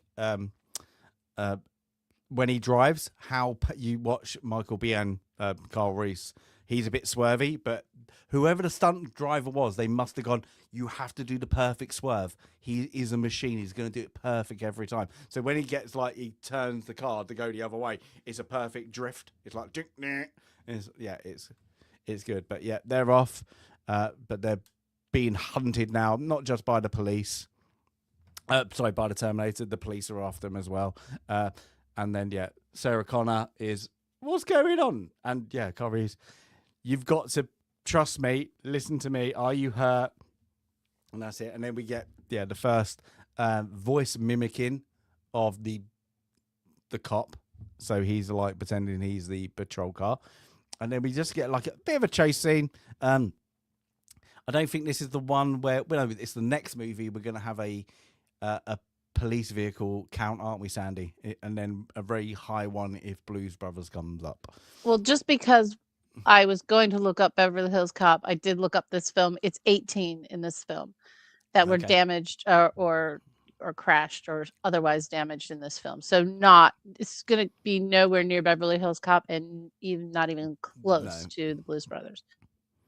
That's it. But yeah, he tells a bit of what the Terminator is, but she, of course, won't believe her.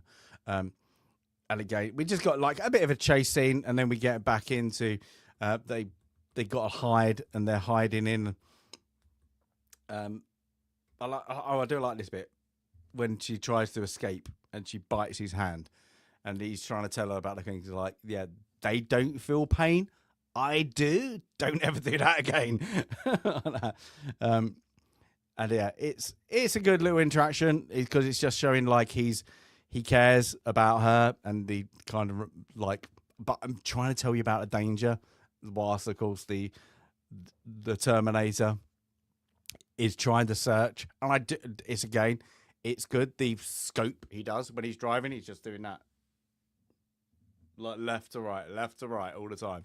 And then of course I don't know why are you searching a car lot or an underground car park, and then they get lucky enough again. We've had it with a police car. Somebody leaves their window open. I'm guessing LA they don't have many stolen vehicles. I'm just going to say back then maybe, I don't know now. I don't know. But they get in,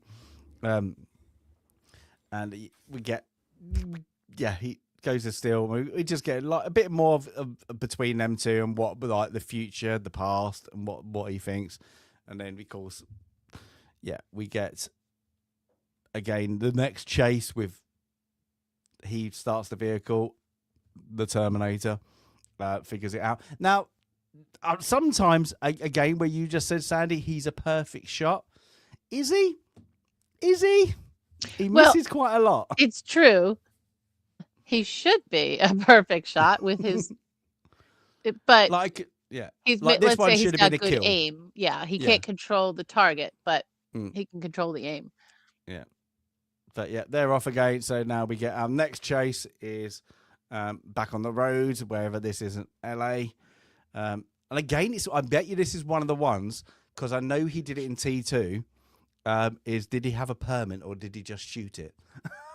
There's it's hit or miss. Some of them he just shot without permit, without anyone, just a handful of people, and sometimes it's not even the cast driving the cars.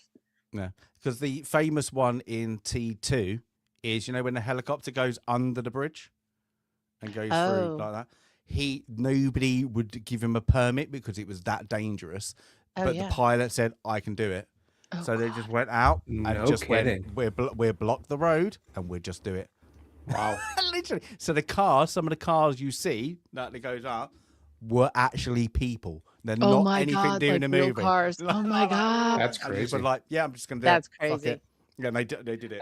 That's too much. You probably shouldn't do things like that. Everybody else. Wow. There. But fair A couple play, of cars in an empty parking lot's one thing, but I wouldn't do that. That's a bit much. But fair play to him though. He's like, he got away with it, I guess, right? Yeah, got the shot. Yeah, got the shot.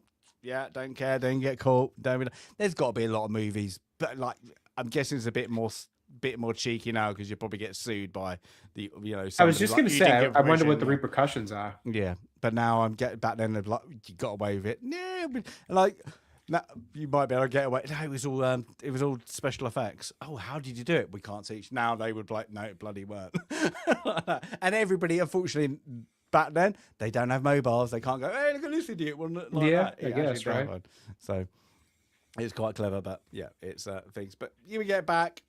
It's just the car chase until they get into the wall. She's taken over, smashes on the brakes, whereas the T2 goes smashing into the wall, and then she, lucky enough, tells Carl Reese, don't get out of the vehicle with the shotgun, they'll kill you.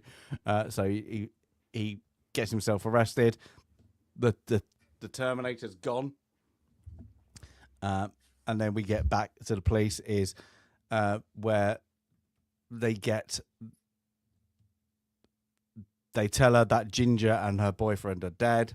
She kind of goes, are you 100% sure? Do you want me to, identify them? Identified, but it's already been done. And then we get on the right there of the thing is the psychiatrist, who is the same psychiatrist in T2. A bit of an idiot. An annoying man. Yeah. He is, isn't he? He's a bit of a like, oh, he's like that. He's like, oh, I've been got up, but I'm getting paid a lot. And then I do like this because you don't like, why did the Terminator go? Like, he killed everybody. It's because he's damaged. So he gets back to this room he's using. And this is where we see some, there's okay graphics, I'm going to guess. Like this, I always think it's 1984. It's 1984. The arm bit is good. So he repairs his cybernet. Like, that's not bad. That's not bad. Not bad. We're going to see some bad graphics. That's fine. Yeah, that's fine. A little later, we're going to see a few little things that were like, ooh, they could have done a little better. Fine. Yeah, and then we kind of get back to the interrogation of, I don't know what this guy's called, the psychiatrist's name. I can't remember his name. Not sure, honestly. It'd be Doctor something, I'm guessing, but I can't remember. Anyway, but he's giving the lowdown of Carl Reese of the future of what's actually happening. They're just playing up to it because they think he's a Silberman, Dr. Silberman. Okay. They think he's a complete nutter. So he tells them about the war of Skynet and that he's been sent back because they sent the Terminator, the cybernetic version 101, whatever it is that we now know as T101, back in time. And he's come back, and then they take the piss of really like, but why can't you take weapons? Where's your modern weapons? Where's your ray gun? It's because, and he does it in it like, I'm going to explain it to you like that. So he explains it in a very, thoughtful way, but they just like, he's a nutter. He's an absolute nutter. So they get like that. And they play onto it. And then, after that, they get back to the Arnie repairing himself. Then, this is where it gets a bit iffy. Yeah. A bit iffy. It's not good. Yeah, let's say that. But it's like, okay. But I don't get why. Oh, I don't get it because he's a bit sweaty. But when if we get it like this, like it's just he just looks a bit. It looks inhuman. It is not good. I don't get it. But I'm like, it's 1984. But I'm like, give it a little bit like sweat texture. Make it look alive. It just looks dead. It doesn't look good. Yeah, it doesn't. Yeah, the thing is, it doesn't look like Arnold Schwarzenegger. It's too. Really bad. Yeah, it's just like, oh, I don't get it. But we get now the first look of the inside. He takes his eye shield off. I'm going to say something like that. But yeah, it's good, but it's so bad. It's just. I'll give them credit. It's ambitious. For the time, and sounds like what the budget might have been, because it sounds like I'm getting the idea that the budget wasn't huge. No. So. Super low. It's ambitious, and I'll give him credit for taking a swing at it for sure. And maybe it looked better then, but this was so. I kind of have the opinion of like, I think as much as I typically am always fighting for the use of more practical effect, I think a lot of us do. I think most people, well, not most people, I know that a lot of people like practical over CGI. I feel like the three of us generally feel that way usually. So I'm always fighting for it to be used more. So I appreciate the use of practical effect in this movie, but I do think it has a little bit trouble holding up. But it's all like, you can take it. You can all kind of be like, okay, well, it's 84. It's 84.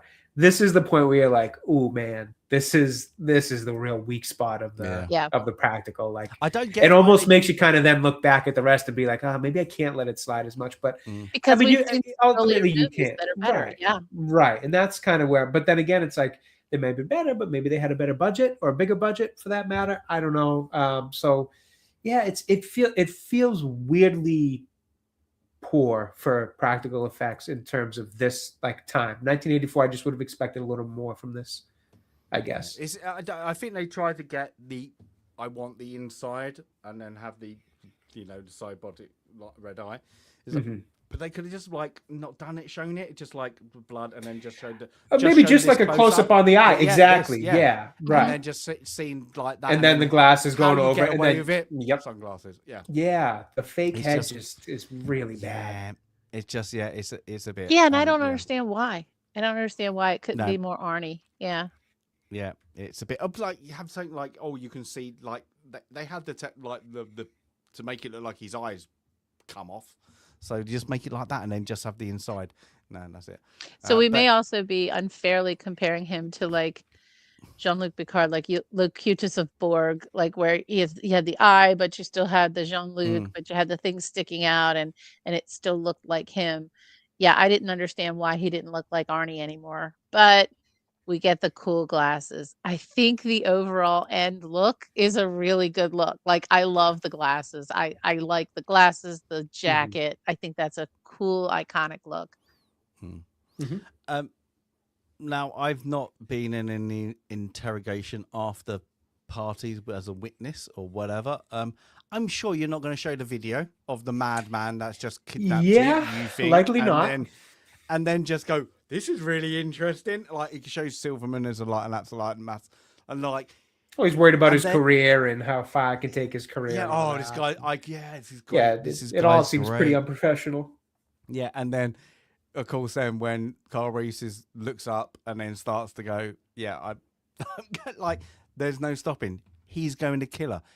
I think he rips out, like, he even said, like, rip out her heart, doesn't he? Like that. And they're like, oh, sorry. Whoops, forgot he went on this tangent at the end. Yeah, forgot this absolutely. No, the second one was she got her head bashed in. Yeah. And that was yes. Yeah. So they're like, can we turn this off now? Yes, please. That's it, yeah. No, they leave it like, oh, okay, yeah, he's shouting. But yeah, they kind of try and make out that with the body armor, he must have had body armor on. And then was it some drug? Was it PCP or something? I've never heard of it. So like that, he smashed these. That's how he smashed the window. They would have broke every hand.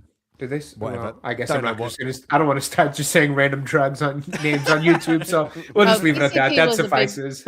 That was a big thing in the 70s and the 80s. PCPs would make you go out of your mind, and you would have superhuman strength, and you could do a lot of damage. Yep. Yeah. So it would line up for a excuse in this. Never heard of it, but of any movies, but never heard of it. That's that. But yeah, she gets a little couch, little bit of sleep time. That's it. Whilst we get a little bit of the doctor leaves, literally coincide, and then we get the. This is where they kind of then. This is the iconic Arnie look throughout all the other movies. Is you're gonna put sunglasses on now because you look cool. You why? That's it. But we get the desk clerk, the sergeant. Is I'm a friend of Sarah Connor. She's taking a statement. It's going to be a long while, so you're going to have to take a seat. And then everybody's used this line. Anybody want to say it? Anybody? I'll be back. I'll be back. And and he did it wrong. And that's the funniest thing. He said it wrong. Because he said a robot wouldn't say I'm, it would say I am back. So the actual thing was saying, I am back. And it was only Arnie who wanted, no, it has to be, I'm back. I will be back. Not like I didn't know that. We like that. So yeah, it's I like his version Arnie. better, honestly. I do too. Yeah, I it's would be too like, back. oh yeah, it's. I mean, but again, what a simple. Who would have thought that would be the iconic line or one of two iconic lines from this film? I'll be back. Okay, big deal. The way he delivered it, and then what happens next? I would be back. I mean, it just. Who knows? Sorry, I didn't mean to interrupt. I just it just occurred to me. Is that his only line? 2 lines in the whole movie? He's got the beginning with the punks. He's got another one where he talks to the kind of maintenance guy outside of his apartment. Okay, so he does have a handful of lines, but I mean, geez, it's maybe 4 or 5 lines total. Yeah. I mean, that's it. It's not a lot. Yeah. It kind of just occurred to me now. Sorry, I didn't mean to interrupt. It just popped into my head. Like, wow, I don't think I've ever really sat down and realized that. And that's it. But that again is an Arnie thing. Yeah. Because you do know that Arnold Schwarzenegger was supposed to play Carl Reese. They first was going to cast him for that, and it was O.J. Simpson's as that. Oh, I remember you mentioning this actually. That makes sense. When it was Arnie saying he's a robot, why would he need to talk? And apparently the dialogue was a hell of a lot more for the Terminator. And he's like, but why would he need to talk? And then they were like, oh my, and they were like, you should be the Terminator. You know more about that than the Carl Reese. Than the writers, yeah, fair enough. Yeah, and then they were like, yeah, that actually makes sense. Why would he need to talk? Yeah, he's got a mission. That's it. But I do like how he looks around, like goes like that, like scales out. Oh, it's made of wood. Taking it all in. Yep.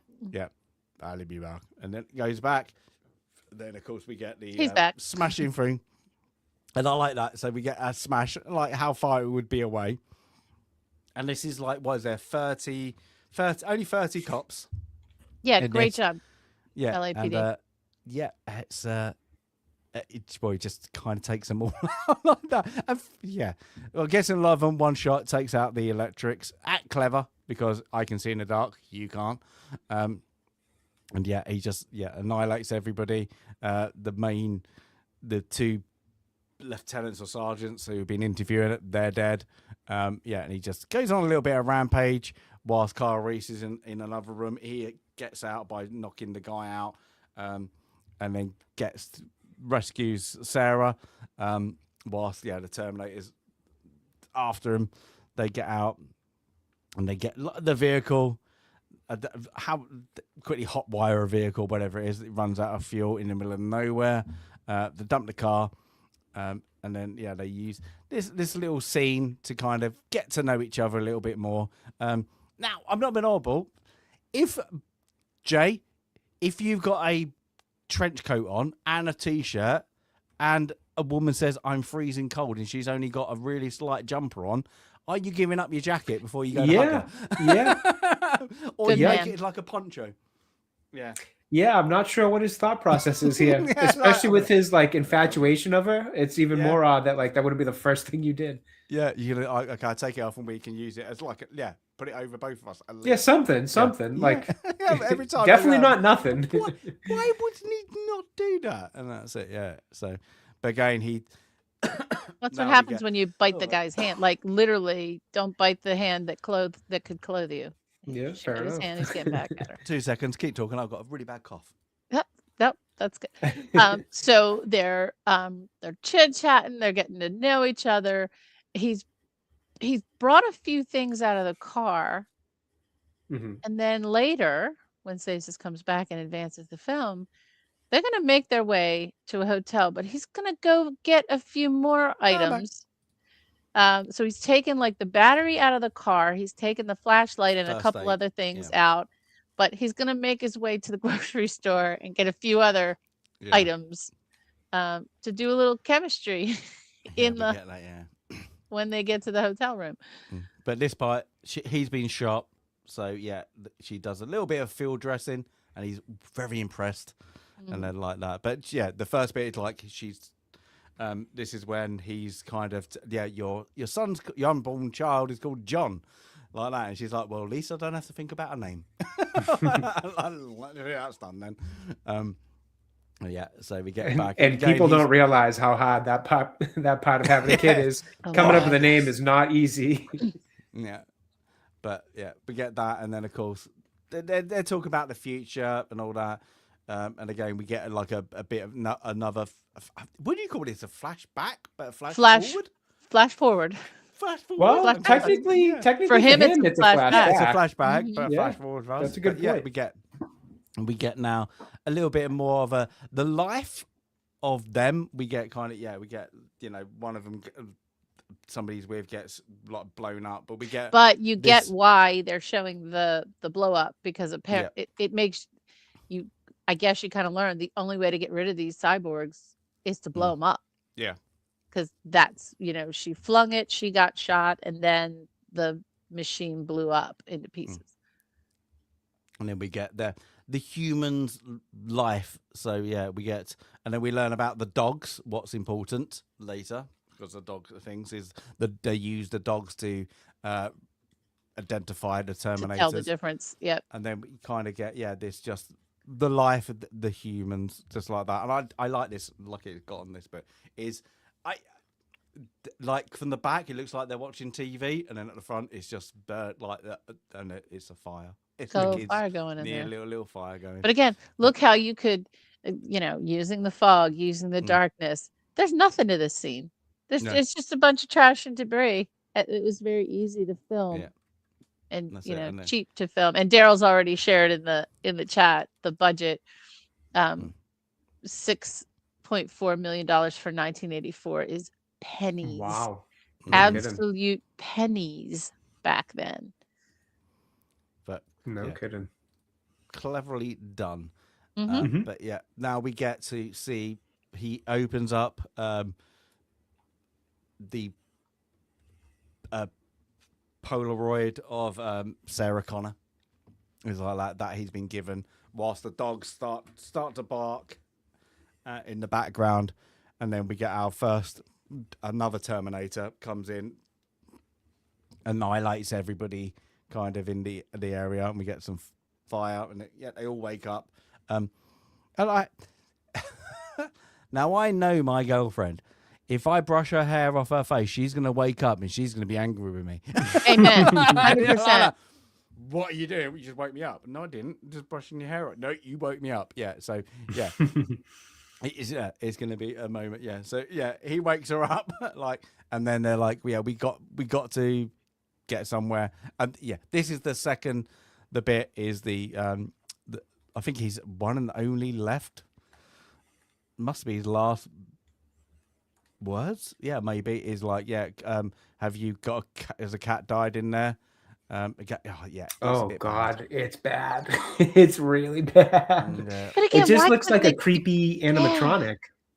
Yeah, it's bad. Maybe like what did they use? Like we can't. It's kind of like Oh, a weird God. latex and something else. Yeah, that's It's what weird. I I'm mean by guessing like not, it just yeah. doesn't look Yeah. real like at all. It just Yeah. looks like And Frankenstein's cheap. monster. It looks It's just cheap. not right. Yeah, but we've got like the technologies that maybe that's why the budget. Like you can Yeah. overlap, like I'm gonna say it, like a Star Wars with the lightsabers. You can overlap stuff, so you Oh, could yeah. have had a split screen. Yep, Of like, don't with move half so his much. face. Yeah, Mhm. half his face and half his face. Like if that left hand face was Arnie, and they kind of tried to blend it a little bit, it wouldn't. It would have looked better than this. Yeah. Yeah. Like it's even his lips. Like there's no lips. It just looks like he's got like. He I don't almost know. looks like when it's still like this and not moving at all, it almost looks like one of the puppets from Team America World Police. Like it's got that weird fake Yeah. facial look to it. Like it just doesn't look human. It's not a very well done. Mm. No. And I don't know why they kept going back to it either. Like this couldn't have even looked that good for 1984, right? Like how could they have seen this and been like, oh, we should do another shot of that fake head that we've been using? It just doesn't look good. Yeah, I think earlier films did much better. That's than what I this. mean. Like Yeah. they should have been able to at least recognize, like, this doesn't look very good. Maybe not. Maybe let's not go back to it a second time. But You have they to did. explain, Daryl. The Los Angeles police cars have 3 different slogans. Now, I'm guessing this means now, or did they at the time? Could be now I and- wouldn't know. Yeah, I And wouldn't- back then, a lot of them are protect and serve, like across the United States. Oh, Protect and serve. Slipknot fan. It looks okay. That's the thing. Is, I think we've said this before. We've gone like you have to go for the 1984 brain, but then we've seen better. Yeah, that's where my disconnect is happening. And I will say It's a bit too, ropey. Slipknot, I think when you see it moving in the scene, it looks even worse too, because the movements are it's supposed to be, you could make the argument that it's it's robot. It's supposed to be a robot, but the problem is Arnold doesn't move as robotic as this thing moves. So like now you're getting two different movements, even within the realm of thinking they're supposed to be moving robotic, like one significantly more in a bad way. They did like a sweeping camera around this bit and then just in focus, they just static focus. We need to show you this bit. Right. They really back draw of the too head, much attention Arnie, to it. side of the head, and then just the weird bit, and then just the close up. Like I don't need to see the nose and the mouth and the forehead. Just like give me like the visor bit. Like it's a bit odd, but and then you get back to the Arnie with. I do like it what the guy says it, and he goes, "Oh, what are the what suggested phrases?" sayings, I should say. Yeah, he goes. They could fix it. They could fix it. I like this because they could fix it. It'd be interesting to see, honestly. Coincidentally enough, with AI, fix it. I know, like these movies when they do that, and you're like, "Oh, it's a bit ropey." It's a bit ropey. And like they could go back and they could like even if they use like modern technology and go look, they got Arnie there, they could like what's the motion capture and go look, we can de-age you and motion capture you like they did in the Irishman, and then just make him into that and then we superimpose you. They could do it. To be honest with you though, as much as I'm special edition, as much as I'm kind of critiquing it, I'd be more interested in seeing like somebody fix it up and just do it on like a YouTube short or a video of like a video where it's like I remastered this movie, or that type of thing, and just leave this as it was, because I do think it's important to leave these things as they were so you can see what the technology was in 1984. But I am still, there is a part of me that's curious, just as a fan of the movie, what it would look like if you could do it with, or just fix it. Like again, I tend to always kind of lean more towards practical than CGI, anyways, but. It would be cool to see it kind of retouched to, or touched up, however you want to put it, with some of that stuff. Yeah. And pretty ironic with it being AI. It is, but then would you go back and do the Total Recall? Where do you start like that? Yeah, well, and that's like that. Yeah. That's why I don't want them to do it like Star Wars, where they digitally fix it, and then that's now the version you have to watch if you watch it on Disney Plus. Like, no, I would be interested to see it, but I don't want that to be the version we get. If you do it, see. I think that's right. I think Disney's done it wrong completely, and I think George Lucas did it wrong. I think you can see. I want to see the original version, right? I want to see the special version. Yeah, I want to see show the me the special differences. I want to see all the. Like, it changed like 5 times. Like, no, I want to pick. I want to see. I want to be able to see the original. Like, I've got the old VHS just down there. I'm like, that's it. And I've got the special box of the VHS down over there. And I'm like, but unless you know that, nobody bloody knows what they bloody look like. They're completely different movies. But yeah, and this, no, I want to see, like, call it something different. It is special, the special edition, the digital edition, whatever it's called. So I was going to say remastered, but that's what they do for video games. So I don't know what you would call it for a movie, but it's a similar concept. Anyway, but we can't see it just there. Guys, have you done the poll? And the poll's interesting because of what Sandy's going to ask us later. Because we're getting to the motel. What is the motel called? It's quite a hard question. And everybody's got it wrong. Ooh. Wow. Sandy, do you know? What is the motel called? It does show you. Go on. So the answer, the answers could be Cherry Tree Inn, Tiki Motel, Kenneman's Motel, Mountain House, or Overlook Hotel. It's not I guess Overlook. Tiki. I'm guessing Tiki. Tiki is correct. Okay. Nice. Okay, do you know where? Oh, I'm going to go bomb. Overlook Hotel. Anybody? The Shining. The Shining. Oh, okay. Kenneman's Mountain Hotel. Sandy, you've got to get it. You've got to get this one. Do I sing it? You can sing it if you like. Is it? Did you say Kellerman's? Kellerman's Mountain House. Now I've had the time of my life. Dirty Dancing. Oh, okay. And Sandy, what are we doing? What is on your Monday? Groundhog Day. Groundhog Day. Oh, Cherry that's the. Tree Inn. That's where he is stays Oh. in Groundhog Day. Well Oh, played. awesome. Well played. There we go. There we Very go. But nice. everybody You go do a on. good There job we go. with those polls. You do a There great job. we go. But everybody, you all got it wrong. The first one to get everybody get wrong. So wrong everyone. Wrong everyone. So take, and I like it because like you can see how sleazy it is when they go out. It says like adult videos, adult something, like all this like sleazy stuff on like the billboard, like what they're offering. It's like hourly rates, clean up, like, you know, oh, it's just like, yeah, okay, it's one of those hotels. Super sleazy. Well, motels, yeah. But they get there and yeah, can we get a kitchen? Can we have one with a kitchen? And there's a reason why he wants a kitchen. So now he goes, gives her the revolver. He goes shopping while she does the most stupidest thing. Oh my God. Just stay put. Keep your mouth shut. Don't call anyone. And yeah, I'm guessing you don't have what's it called? Back in '84 when you could do the reverse call. Yeah, I'm you guessing could. that was a thing. From when I was a kid, you could do star 69. That would reverse. That would tell you who called you.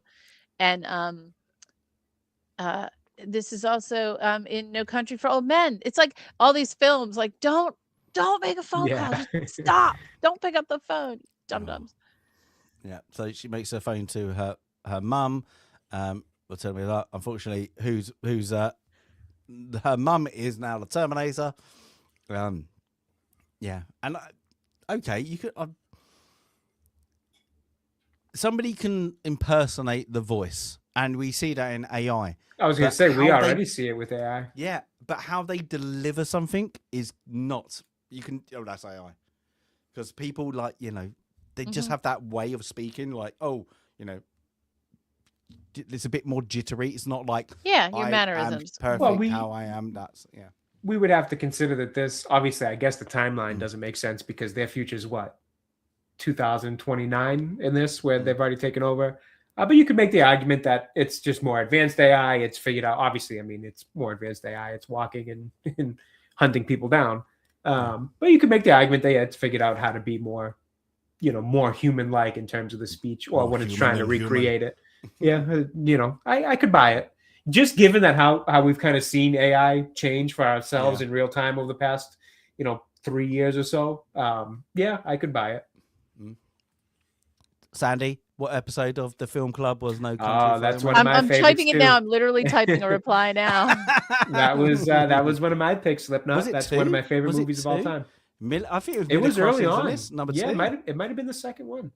Oh, was the second one Saturday Night Fever, and then maybe the No, I third think that one was was number three. Oh my god! Hang on. I'm going to go for it was number two. I think it was Millie Crossing, No Country for Old Men, and then Saturday Night Fever. Yeah, I got it as top three. I'm I gonna can't go for remember the that. order of those two, but I would agree Sandy. it's got to be there. It was number two. It was our number two. Yay! Yep, Woo! Miller's There you go. Crossing, No Country, Saturday Night Fever, Great Escape. You have to go back and find out what we all thought about it. Definitely one of Jay's pick. That's And I right. bought a first edition book too, because I that's right. really enjoyed Or the Matt book. McCarthy. Oh, you found the Cruel Sea yet? No. No, okay. I'm guessing it's going to have to be one of your visits. It's such a British book. No, it's on a list. I have a long list. I've got to clean this bookshelf again. This Oh. book pile. It's a book pile now. I'm gonna go off a tangent. I will tell you after this little bit of a review, and then we'll go on to a little bit. I remember something about a library, and I was like, "Oh my god, this library was great." Anyway, on a movie, so we get that idiot, but then he brings back not a lot of dinner. Let's say that, not a lot of food. It's Ammonia, corn syrup. all to make explosives. And Go I'm boom. now I'm hoping back in the day, even in 1984, it's going to, ring alarm bells by anybody. But it's like, these stuff combined are very dangerous. I don't, what you buying today, sir? Well, I've got quite the shopping list. Yeah, I've got the shot. Yeah, all dangerous substances, and I want some canisters so I can put them in. But yeah, they're all there to make some what did nitroglycerine kind of devices, kind of, he says, but that's what he used in the past, and this is what he used as a kid or something. But yeah, we got the Terminator now on the move, and I like how cool she's a bit at this point, not on T2, but a bit dumb, and he's like, "Careful!" like screw it on like that. It's explosives. Yeah, and I want 6 more like that. So we get that, and yeah, it's good. Whilst they're up, okay, I'm hoping we don't get the screenshots of this. Well, you're gonna keep, yeah, you might want to rapidly, rapidly press through those. Now, okay, I get the sex scene in the storyline. It's a terrible. You need it for the story. You need it. Yeah, it's massive for the whole story. It's massive to find out who Carl Reese is and John Connor. You know why he's sent him there. Oh, what a terrible scene, though. It's just like, because of the nature of it, you need it because of it makes sense to the story. It's very 80s again. It's another very 80s ism. Yeah. Yeah. It's just, yeah, like, should we, we're getting hunted by this completely killer kind of person. And then let's make love. It's just like, it's a bit odd. It's like, I'm gonna quickly, there you go, love making. Yep. Love making. There we go, love making. There we go. And let's just say he's a potent little fella. Let's say that for later. But the Arnie's coming back, and I'm guessing, I 100% they thought that, you know what, this looks really cool of the Terminator being on a bike, not on a car for T2, and they went, but the bike is absolutely terrible. Let's get him on a Harley. That's cooler. 100%. So yeah, they've done that moment to produce John Connor. Hopefully more than a moment. Just saying. Don't know. But yeah, the dogs start shouting, and again, it's you say, great effects. Like, and I bet you this was what he was doing. Like, I'm going to do the point of view to show that, because you don't have to, I think, have to be that clever. Like things, but yeah, we get there now. Arnie, again, we're now back in chase mode. But are we going to ask the question again? How did he find them? Because she phoned him. She gave him the number. Oh, duh. Oh, I'm sorry. In this scene. Yes, in this scene. Yeah, because she gave him the number, and then he calls him back. And then he goes, called give me your back. address. That's right. Yeah. That's right. Mm-hmm. That's it. But he went straight to their room, though. I'm guessing they didn't show that he probably killed them. What was I forget what exactly shows on his screen when he's scanning. I don't know if there was any indications like leading him on. Maybe there was something in the and I just wasn't paying enough attention. Okay. There might have been something in that all that red vision that we see that was like, go this way. The good thing about this movie, you don't really have to. You don't need to think. It's fine. Don't worry about it. Don't worry about it. I'm good with it. Totally fine. Because we've got another car chase, and then of course, yeah, we go back. And do you know what really annoys me? That he took so much time making these explosive devices, and they're in this tunnel. And how crap are they? Oh. He throws them off, and they're like they poof, poof. And then like the Terminator gets a shot off. He's been shot in wherever, and they're chasing. She smashes him over, rolls the vehicle, and he gets hit by this the truck. What's happening? Truck. That's a big one. Yeah, just happens. Just lucky enough. It's a fuel truck. And then Arnie kills him, and then the young kid gets out. Like, that's not so bad. So that's what I mean. I don't think that looks bad. It looks better than the other one does. But that looks like it's Arnie they've stuck on metal.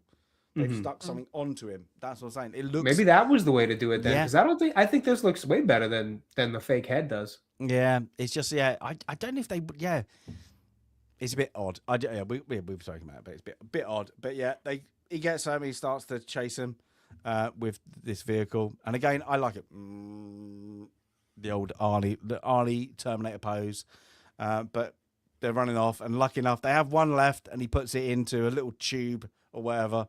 Not the exhaust pipe, it's like something else, isn't it? He gets it into. Whereas he's hunting down Sarah, she's running away, and then boom, lucky enough, they both get into cover. He dives into a He trash dumpster cart. dives, literally. Yeah. And then she gets around a corner, and then the music goes a little bit heartwarming, and it does. The 80s, if you've ever watched anything in the 80s, they have to die twice. It's never over when you think it's over. Yes, exactly. Exactly. So we see the body burning. We see the skeleton kind of head kind of goes into it. But yeah, she gets up to Reese. Oh, come on, Reese. And then we get the Terminator turn up. No, I don't like. It's a bit ropey. I'm guessing they did it forefront and then put the Terminator. It's okay when he's walking. There's one particular shot that is, I like your word, ropey. I think it's here when they get inside the building. Yeah. Oh my, it's bad, but it's okay. Again, it's bad, but it's okay. But how do we make sure that we're not going to, like, you get it? Marvel love doing this now when you've got new technology and they've messed up with the CGI. How do you make it look not so as bad as it is, but we can see it, is make it dark. Yep. And they do that to save money. But like we've purposely made it dark because we haven't got the money. Marvel now desaturate everything because we mess everything up. Mm-hmm. But yeah, it's like the angles here. Like, we can't have the whole body in view of the Terminator. Do you know how much that's going to cost? So we'll do it at a certain point. And I guarantee there's two guys underneath there doing this. Yeah. Like, pull it. And it works. But that's the stuff that makes you not only say, okay, it was the 80s, I get it, but you appreciate, what goes into that, man. That's a lot of work, and that's a lot of like creativity to figure out how the hell we're going to make this work. I mean, it's an ambitious concept, this movie. Yeah, but it's even the movements. I bet you like that we have to film at this speed, that speed, to do this like that, because we've got to pull it by string, and then we've got to kind of, how do we edit out that string when you're pulling it, obviously, and we've got to slow it down. Okay, let's make it all dark and all shadowy. It's clever, and like having this like LA industrial like area that they're always in kind of plays up to it. All abandoned buildings or like this after hours. Like, there's hardly any scenes except for the walk into the motel that's done in the daytime. Everything is at night. So yeah, we get that, and then lucky enough, Carl Reese knows how to use switch on old technology. And I hate to say it, the kids today wouldn't know how to do a dial-up phone. Like, rotary? No way. Rotary. What is going on? What do I do with it? I'm pushing the number. There's nothing happening. But yeah, he does it because he's like, this will stop. Like, he won't be able to track us so well. Again, he just so happens to know how to use whatever this factory's equipment is. I know. They're flick switches. And lucky enough, they're in the correct place. And it's just like, I'm like, this is quite a sophisticated manufacturing building with all the machines and all that, and they have no security. No security, and we're also, to your earlier points, we're getting a very narrow shot of just a few little pieces of equipment and a stairway. We're not getting a picture of a vast manufacturing floor. We're not getting wide shots. We're not seeing anybody running or walking in a distance. These shots are so tight. And you know why? There's no budget. Maybe they weren't even allowed to be here. Who knows? But there's super tight shots in what was probably a really small area that they were filming in. Here we go. A little bit of fun facts. J&G on the oil was a reference to James Cameron and Gal and no kidding, the writer, and then it was stop motion, most of it. Okay. Oh, movements. Yeah, I mean that would make sense. It's got that choppy look to it. Yeah. Back to that. So we get now Carl Reese. He's dying. He's dying. Yeah, they've gone, and then they're getting kind of chased. And she's like, "Get up, soldier." I like that. Yeah, it's like, get up. Starting to get her confidence and starting to assert her leadership there. But it's clever again. They go back. Oh, hey, Viper! Oh, Viper was in the London Science Museum. Awesome. Always good. I do like that museum. But again, it's like how they do these scenes is quickly to the Terminator and then them running back to the Terminator, different position. So it looks like he's getting closer. It isn't, but the suspense, the music gets you into the point, and it's good. You know, they're struggling. She's trying to save Reese, and he's trying to save her. When he really can't, he's at a point. You know, he's death doors, and we get like the Terminator going. We get to the stairs, and again, it's a good look. Dark. Just give me red eyes. Just give me the red eyes.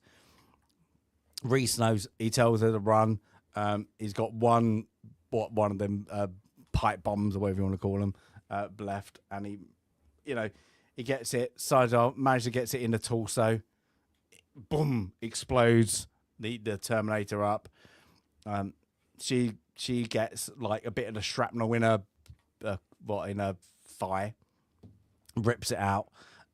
Finds unfortunately Reese is he's dead. Oh. And I do like movies when they just I always feel like when they don't delay death.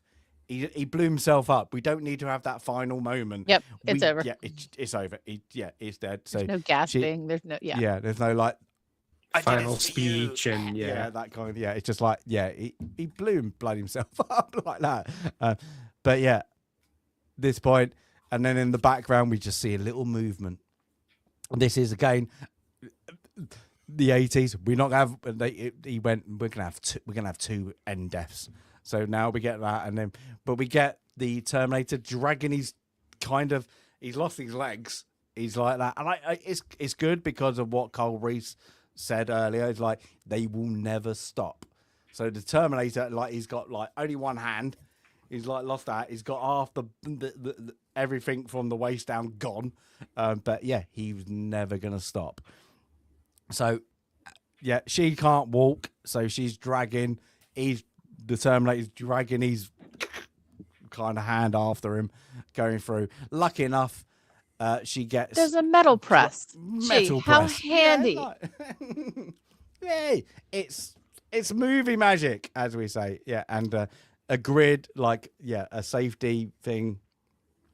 And I hate to say it. One, she was lucky to realise by doing that, as the hand come out, the activation device was just around the corner. Right around the corner. and that she knew that that's what that was. You know, she knows how to work a metal press, obviously. Yeah.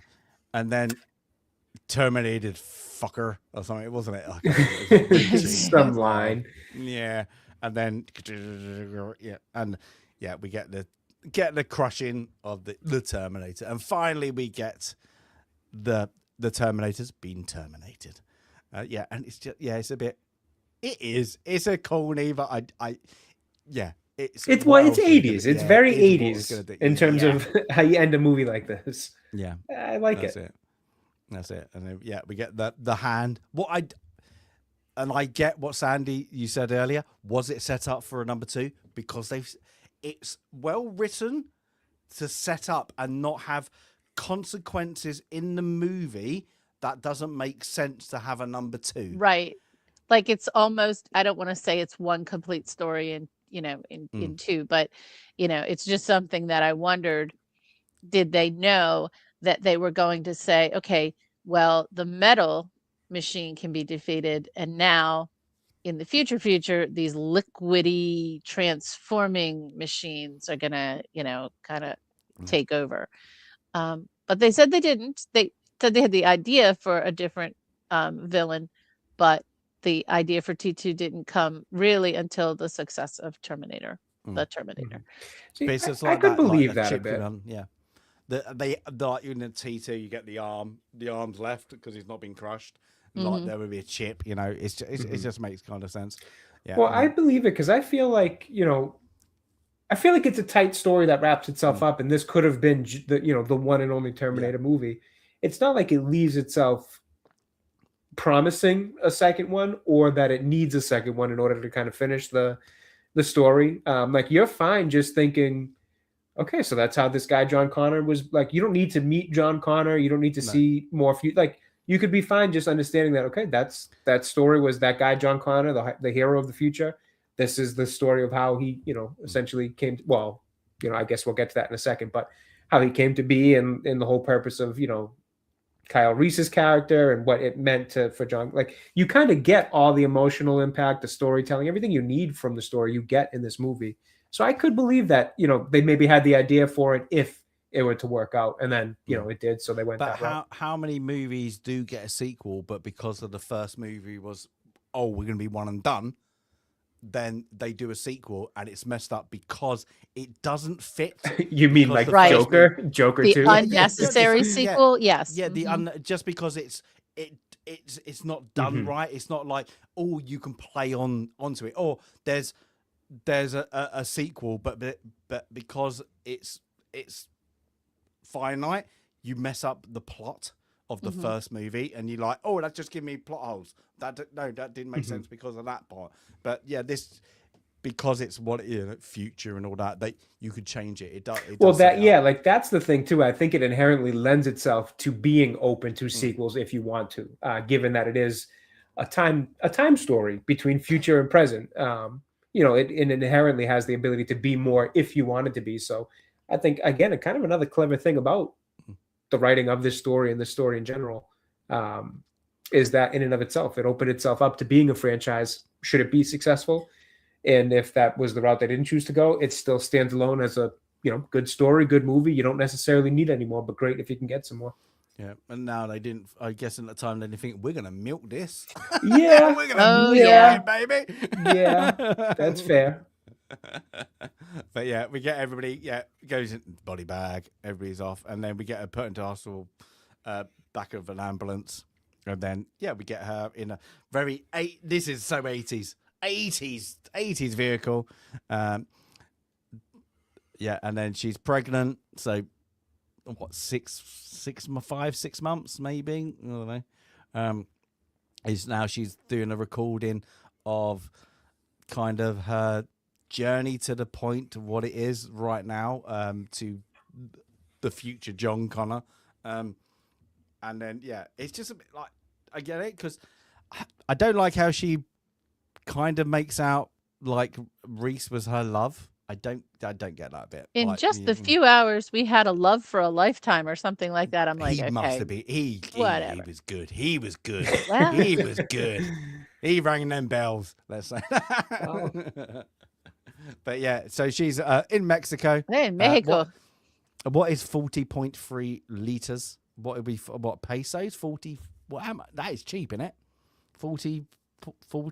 What, a liter? Well, no, times 4. Right, so because we pay by gallon, so it's $1.20 a gallon. That's about right. That's there you go. For back then. So she goes off. Just literally an ending, but it's to set up the Polaroid. She's back there, and while she's doing it, some young kid, let's see, takes a picture on the Polaroid, and if you don't give me $5. For the pretty, because you're beautiful, my dad's gonna beat me. Okay. So she's like, I'll take it, and that's again. Oh look, we've seen it before. Good little setup, and then the kid goes off. Oh, there's a storm coming. Yep, there is a storm coming, and it ends on really bad CGI again, or whatever you want to call that. I don't know. It's bad, but the movie ends on her going into Mexico, with a storm is coming, and the movie ends literally like that. That is it, and it opens up to what will happen. But again, it does actually line itself up to, you can have a sequel. Like today, if that is a movie, there's a sequel. There's going to be a sequel. If that is like a production company, like back then. If it's going to make a hit, this is like a well, now you get signed on for 3 movie deals before the first one's even been written. Out the door. It's going to be crap, but don't worry about it. We got a 5 series deal. Yeah, that's it. But Sandy, numbers. So I've put a photo of a gentleman on this slide, and it is not James Cameron. Yeah, I knew that. It's not James Cameron. I want to highlight. Is it the original Terminator? No, but amazingly, we have talked a lot about the special effects, and I want to talk about Stan Winston, who was the director of special effects for this film and who is a highly acclaimed 4 Oscar winner special effects director. He had Fantasy 2, wasn't it? Yeah, has done Edward Scissorhands, Batman Returns, Terminator, Aliens, T2, Interesting. Avatar. He also did Jurassic Park, War of the Worlds, Indiana Jones, and the Kingdom of the Crystal Skull. That one didn't exist. That but kind still, this is a lot of. He won the Oscar for best visual effects for Aliens. He won 2 Oscars in 1992 for best visual effects and best makeup for T2 Judgment Day, and he won an Oscar for best visual effects for Jurassic Park. Of course, Jurassic Park had an amazing 1994 run. He also did a lot of television work, but wanted to highlight him because seriously, we talked about it, and there were some spots, and there were some really good things too. Yeah, for sure. How old is he now, though? Or is he I don't know if he's still with us. Let me see. He is. He passed away in 2008. At what age? Oh man, 62. Very young. Oh God. So this was like beginning of his craft, really, in 1984. Yeah, he had a lot more in him too, unfortunately. And we mentioned this was filmed in and around Los Angeles, but on really small settings, right? This film, you could see, very few places, really tight shots, making the most of what they had. And as I mentioned, what they had was very little. So we're going to talk now about that budget that Daryl did share with us. Let me pull this one up. And these are the numbers. So the budget was $6.4 million. Today, that would only be $20.4 million for a sci-fi action film. $20.4 million today. That's insane. It made $78.3 million at the box office, over 10 times its budget, which would be $240. I wonder if that is the biggest we've had, the biggest win. I think with a prior film, I had looked that up, and the other film was kind of close to it, and we'll have to look at it. That is huge. That is literally like, I've won. Yeah, and so I will definitely look at that, like the biggest 21st grossing. I just saw that. So think about that.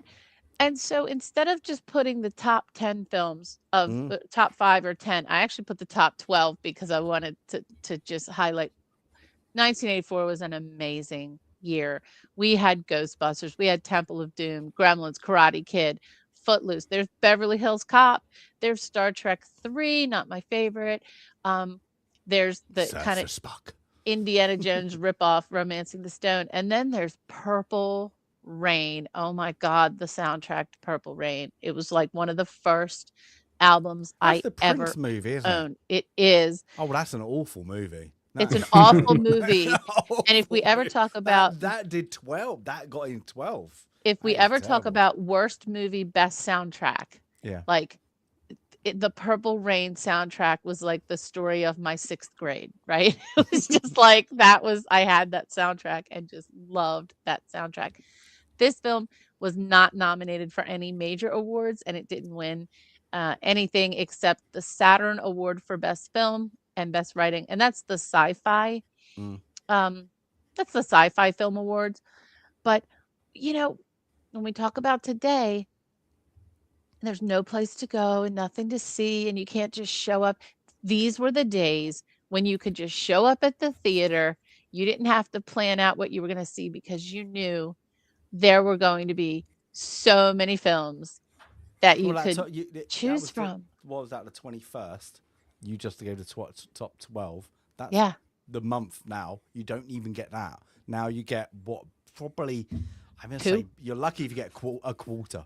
You get like, I'm interested in every quarter. You get like, there might be one. It's quite disappointing. Quite disappointing today compared to a really, really cool, the 1980s were, great days. Absolutely great days to go to the CJ, theater. 1980s were the best. Just letting you know that. I mean, honestly, I'm a fan of the 80s. I know I obviously missed the era. There. You weren't I even missed there. it, but I am a fan of the era. I love the 80s pop culture, to be honest. The music from, I mean, all of it. I always push back when people say the music. A lot of the music was terrible. The electro era was terrible.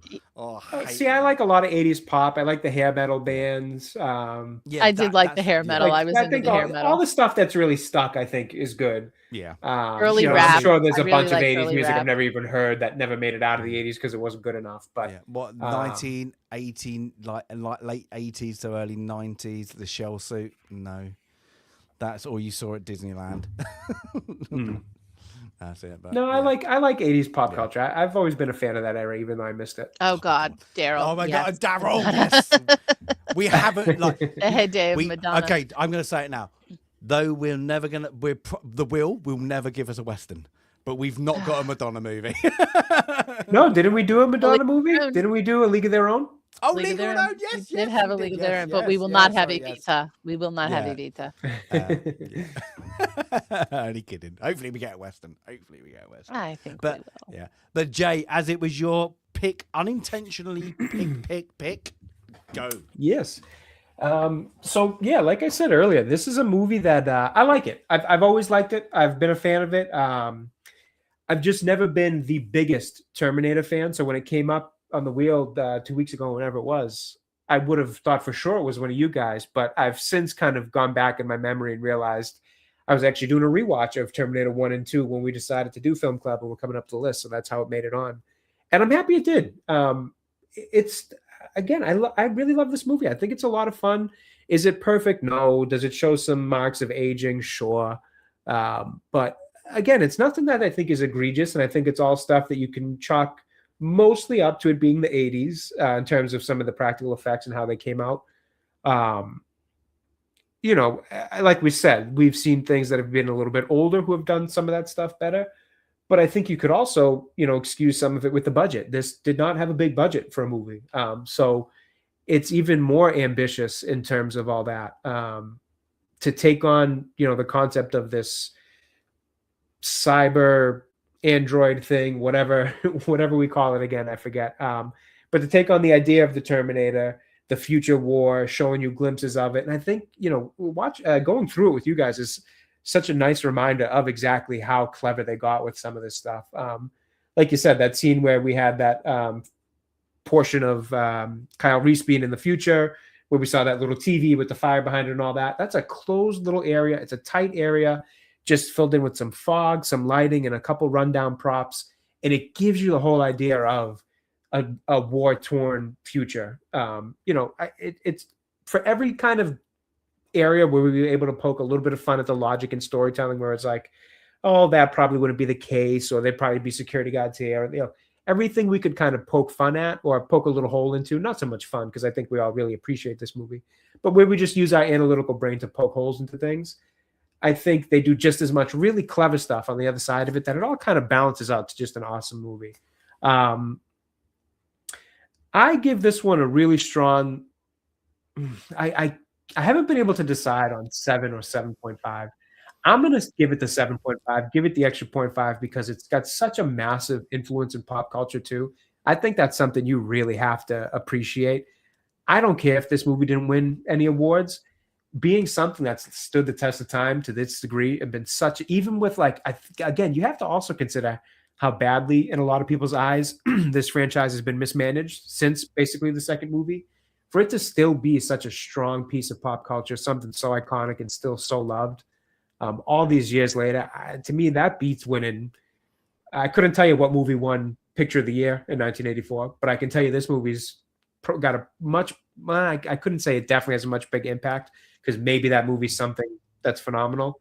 But I think a lot of years, there's movies that win Best Picture, like even recently, that will not have the impact that this movie had in pop culture, in movies, in history. So, keep your awards sometimes. Sometimes it's the the things you do even without the awards that matter the most. And this movie's a case of that. It's a phenomenal movie. I think I give it a really strong 7.5. I highly recommend it. It's one I'll always rewatch. The second one too. I actually like the second one better. That's kind of why I give this one a 7.5, because I feel like I'd give the second one maybe an 8. Although I do need to rewatch kind of that one again back to back like I did when we made this list, just so I could be sure about that. So that's also a reason I don't have it quite a little bit higher, or just that little extra 0.5. So that's where I am with it. I love this one. I think Arnold's great in it. I think the acting of the other two are fine. Kyle Reese's actor's name, I'm forgetting his real name. What is it again? Michael Biehn. Yes. I think he and oh my God, why am I? It's been a long week. My names are just slipping my mind. Linda Hamilton. Yes, she was just in Stranger Things too. I don't know how, like, the names are just not coming to my mind today. I think they're fine in it. I don't think they're great. I think sometimes Michael Biehn, if I'm saying that right, can be a little bit weak in some of his dialogue. Kind of when he's got some that's stretching on too long, I noticed it starts to feel a little bit wooden sometimes. But again, I think overall all the acting's fine. It feels very 80s, which I love. Yeah, I got nothing but good things to say about this one. And the few areas that I think it has some weak spots, I think are outweighed by the good of the movie. So that's what it is for me. That's good. Sandy, go. Well, Jay, I'm with you. I also agree that T2 is the slightly better movie, and that also impacted my rating of this film, because I know I would rate T2 higher. You know, we always have those conversations. Is it Terminator, Terminator 2?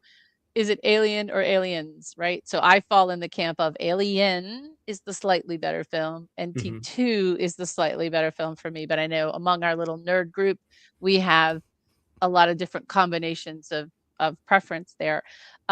I do appreciate what they did with the budget that they have, and I do appreciate the intelligence used to, to try to make the most of a very limited set. And as James was pointing out, going dark, using a really narrow camera angle, all of those things, you don't think, you kind of don't think about it. It feels like in some scenes you're looking through the eyes of the Terminator, so it is a narrow range. In other scenes it's just really close. They're hiding. So when you're hiding, you are in close quarters. So it's not distracting. I do obviously, I think where the film falls is really not on the special effects. I give them credit for what they did. It is some of the dialogue. It is some of the acting. I don't think that any of the main actors are exceptionally good actors. Although, Arnie, we're only getting a handful of lines from him, and he's playing a robot, so maybe that fits for him. Overall, I give the film a 6.5. I would have given this a 7, but I'm giving T2 a 7. Like you, Jay, you're going to give the higher score to T2. Yeah, so fair enough. It's a 6.5, and it is a strong recommend.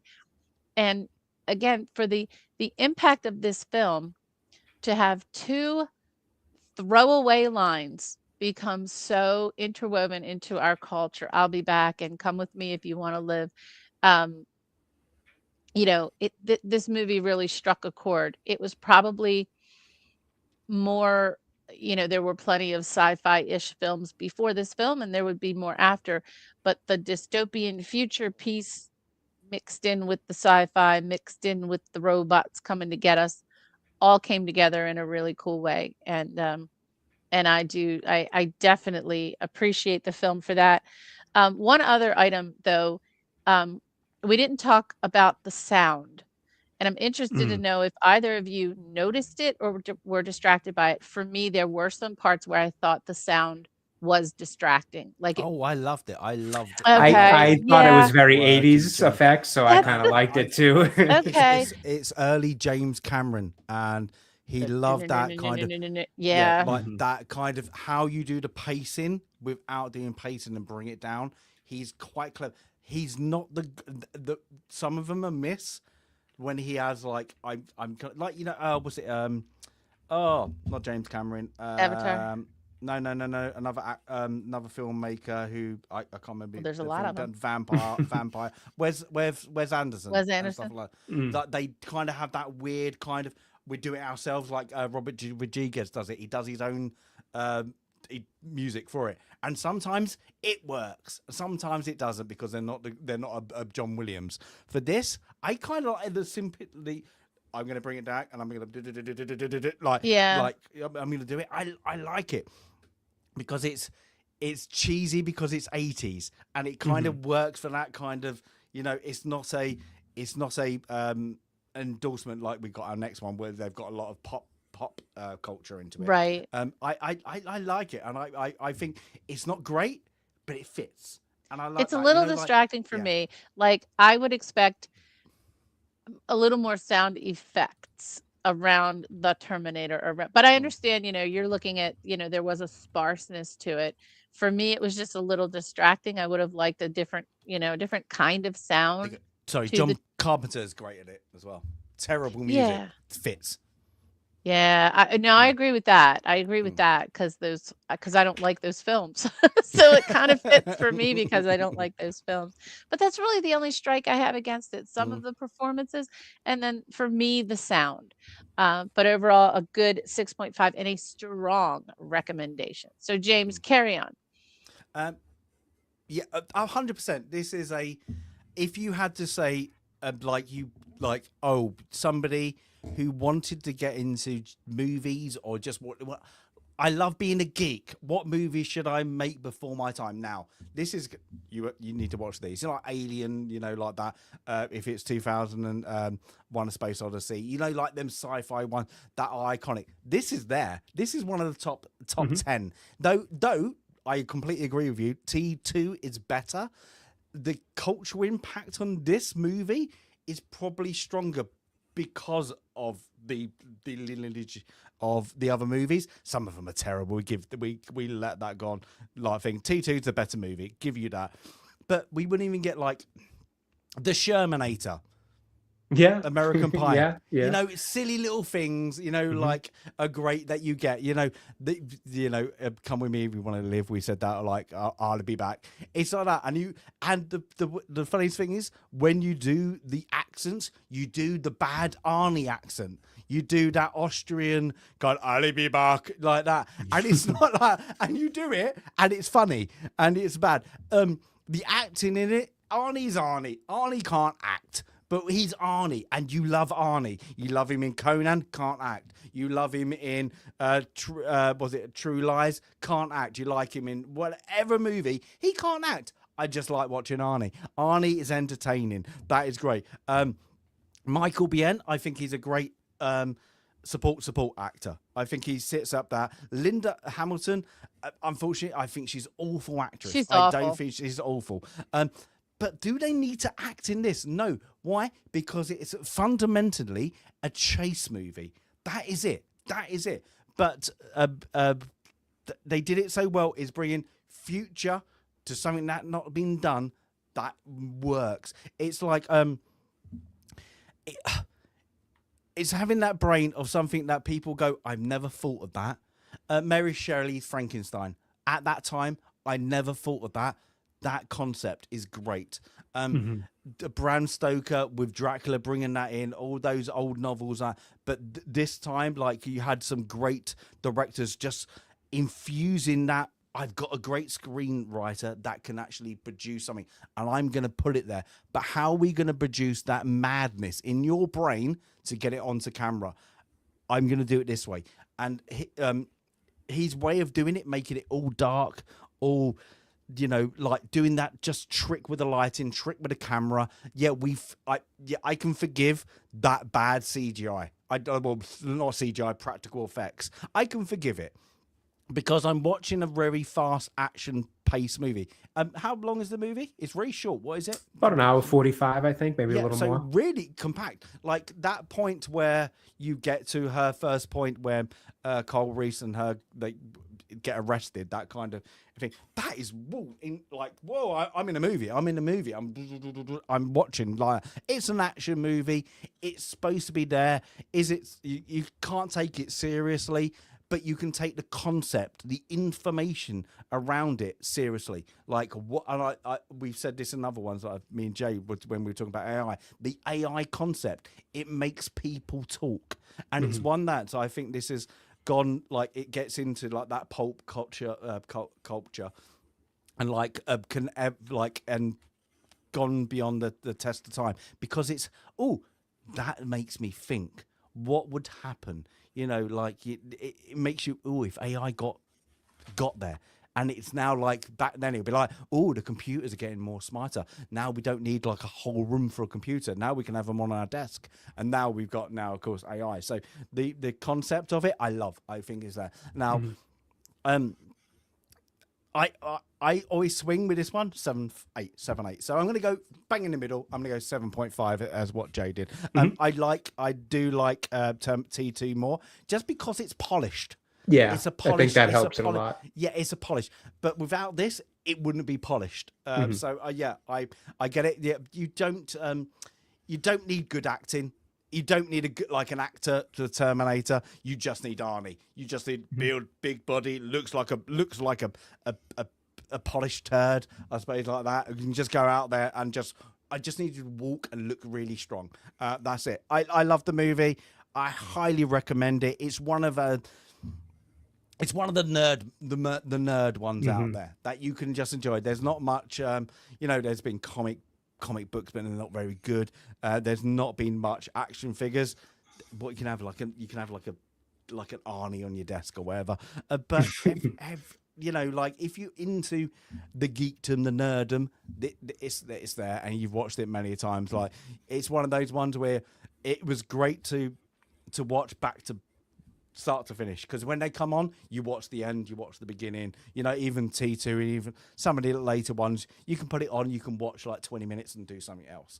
But yeah, when you first watch it, it's great. So it's an endorsement of the how to do a movie in the 80s and how to do it on the cheap and how to do it clever. And I like that, and that's why I appreciate the old James Cameron. Is when he gave us something. Give us something good. Give us something interesting. Don't play up to Hollywood. Now I can't stand any of his movies, and that's the thing is like that. You gave us something clever when you didn't have a budget. Go back to that when you can just go, I've got a good story and I can be clever. Not I've got the budgets and no story. That's it. But yeah, that's mine. A 7.5. A 7.5 easily. So yes, that's it. But well. Recommended on the go figure. But is T2 on there though? That's what I was going to ask. I don't know. I don't think I put it on. It should be on there because we've been lucky so far getting the Godfather. We didn't have Godfather 2.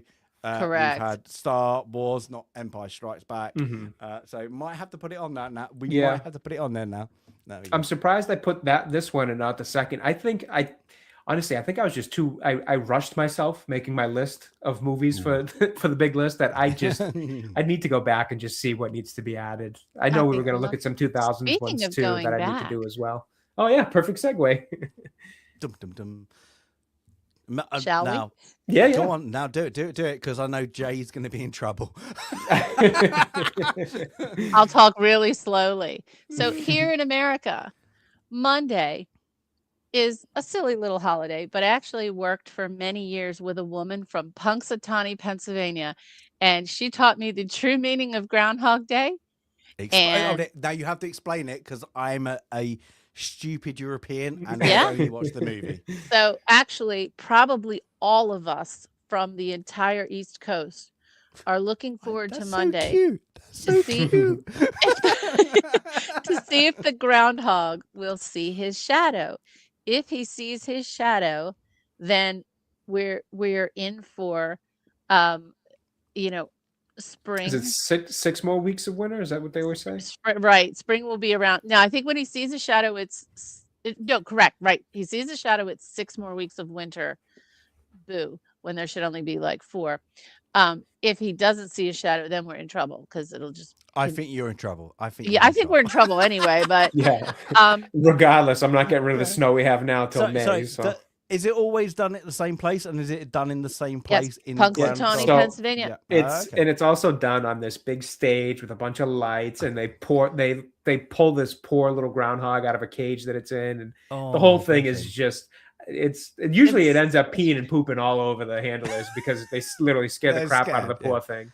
It Yeah, how is. long, can I ask how So long? like has the this been shadows are going? relevant. How long? Years. Yeah, but is it like Sandy, you decades know or is it better like than I. 50 Oh, years? let's see. When When the was first the one? My Yeah. first entire life, I ground- know that. Like I'm Yeah, guessing it's not a okay. thing since like 1887. what? 1887. 1887. February Mhm. 2nd, Groundhog Day.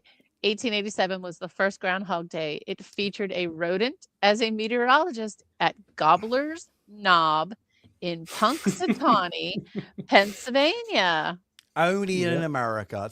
See what happens when you got your independence? Bloody hell, the weird things you got up to. Hey, we just We it's, can do all kinds of weird things, but yeah, if and he we have sees the a freedom to shadow- do so. That's the Yeah, point. but can I ask one thing? Why did the groundhog predict? Eats me. I don't Why know. groundhog? Donna? Did they hibernate and then they come out, or did they? Yeah. What? Yeah, they hibernate and they come out. So that must be like we'll have to look Yeah. into the whole history of it. But what it's turned into, partly because of the film Groundhog Day, where the Bill Murray character Phil Connor, his name's Phil Connor, Oh, is it? Oh, yeah. goes relives the same day over and over again. Now, people are polarized about this film. On one end, people hate this film because they have to sit through him reliving the same day multiple times throughout this film. Other people really like the story behind it because every day he's learning a little something. He's learning a little something because he's a horrible person. And every day he's learning a little something to become a better person. And you actually see him go through, okay, first he's learning things to exploit, to know the answers on quiz questions, to be able to get the girl, to be, but then he's using what he's learning to try to help people. And then in one particular scene, when he thinks he's helped someone, that person dies anyway. And he's, the nurse has to say that to him, sometimes people are just going to die. It's a whole big learning thing for him. I'm on the side of I really like the film and the meaning behind it. But what that's done is it's kind of turned Groundhog Day into a do-over day because Bill Murray gets to do things over again and again and again and again. So what we're going to do in Film Club is we're going to use this weekend, today, right now, as a do-over for our scores. So James, Jay, and myself, we all get one score to do over. It can be an up, down, or whatever. But because we do keep track of these things, we have a massive spreadsheet. We do keep track of these things. And I'm actually going to ask James, if you're ready, if you'd like to go first, what is Yes. your do-over? I'm a bit of an arse for not changing my scores. I must say that I'm very pedantic, because I have if anybody, I'm a bit of a geek into movies and series, so I use IMDb as my. I don't use it as what you should use it. I use it to categorize my score. Okay. It.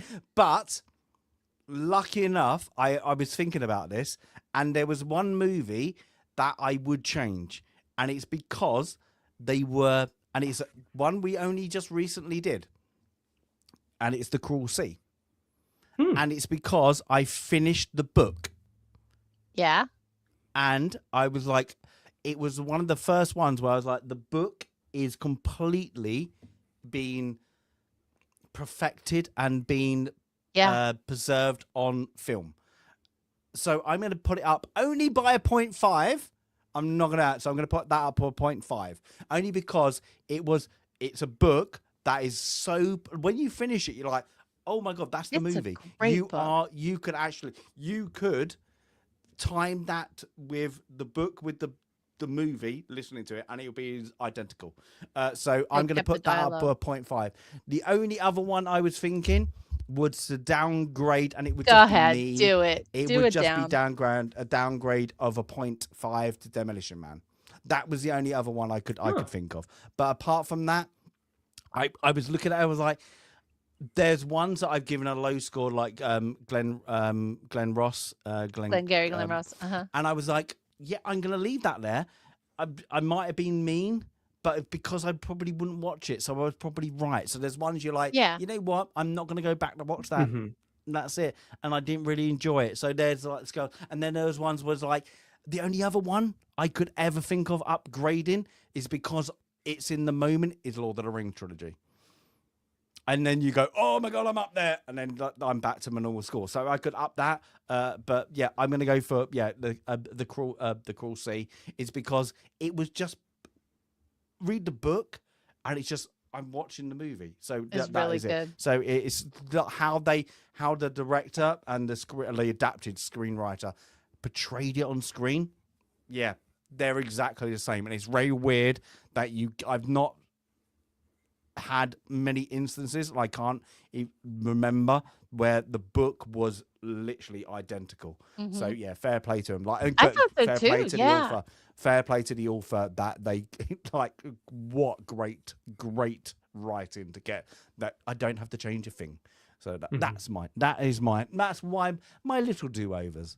100%. And I wish he had written more, because I think I mentioned to you that it reminded me of the writer who wrote The Great Escape, who also wrote The Dam Busters, who also wrote other books. So I can find other writings. And this writer only wrote this one book. I wish there were more, because I really liked his writing. And I agree with you. Go on. We'll give you the up and the down. We'll do it. 0.5 up for The Cruel Sea goes up to 7.5, and minus 0.5 for Demolition Man takes it And to... you can always take a point off Twilight if you like.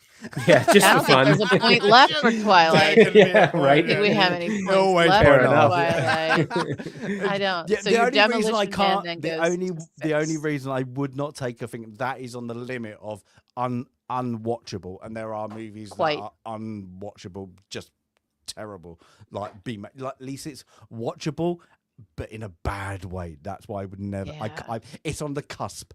It's literally just on the cusp.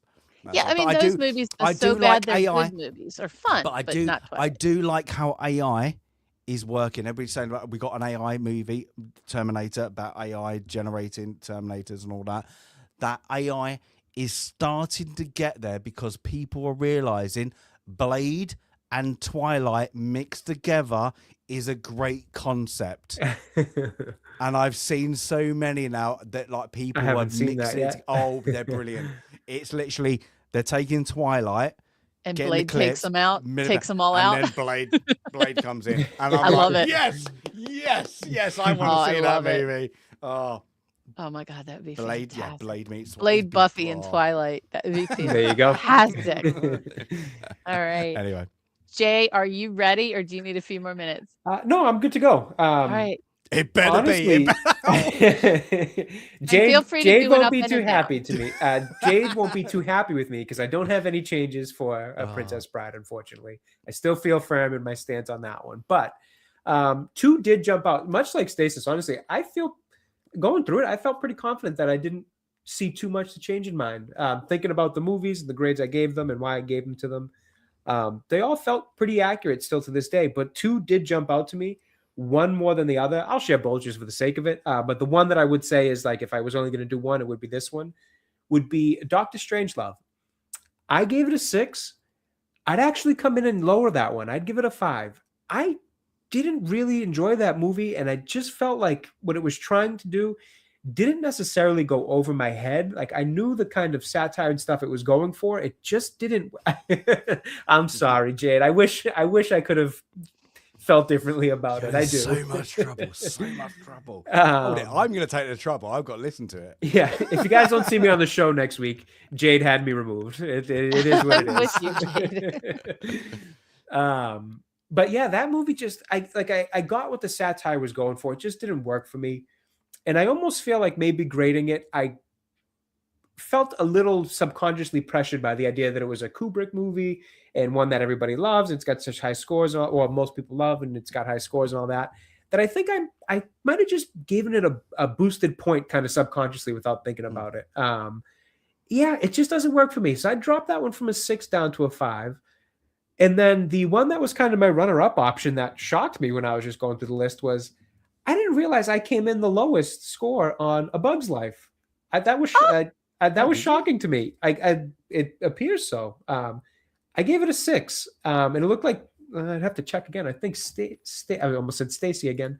Stasis did. Let's see here. Scroll down to the bottom. Stasis had it as a 7, and Sandy actually had it as 6.5. So I came in the lowest at a 6, and I'd actually raise that. I'd match the 7. I'm not sure. I'd have to go back and watch the episode to see why exactly I said 6. I think maybe I was a little unsure of the quality, I guess, that the rest of us would view an animated Disney film. So maybe I came in a little too low, again, subconsciously not realizing it, thinking like, oh, it's a Disney film. I don't want to. It's animated. I don't want to go too high, even though I really like it. So yeah, I think that's the only other one I'd come back and say I don't really know where my mind was on the number I fell on there. So I'd It put it up wasn't one at your a 7. mind. I made a mistake there. You gave it a 7 because Oh, in the notes okay. I wrote that you gave it a loving 7, and somehow I Okay. must have transposed. And I wonder if James gave it a 6 and I did the wrong. Oh, you're muted, Stasis. I think. may have made a mistake there. Okay, that makes sense then. Because I'm like, I don't know how I came in at a 6 at the lowest of the three of us, because that was my No, pick. I may Okay, have well made then I that guess that's not a mistake. do-over. So just Doctor Strangelove then. And I apologize. I'm glad we're talking about it. That way I know that I Oh, made a perfect. mistake That there. worked out. So I was sorry. gonna guys. say, I'm like, I was surprised Stasis gave it a 7 because I didn't remember him thinking a 7 of it. James, 6, I think 6 sounded about right. I'm gonna rewatch the end and Off. correct that above Okay. like The episode we did. Okay, course, that of makes So sense. you're then. gonna rewatch Princess Bride and correct the score? I don't think I could put myself through it again. Oh, goodness gracious. I'm just waiting for the one day. It's like, can you look after the kid for a week? Why? I'm going to Boston. I will find Don't ask him. any questions. She will go literally taken. I will find him. I have It'll be like particular a set of Clockwork skills. Orange. Just make me watch it over and over again. Yeah, you will like it.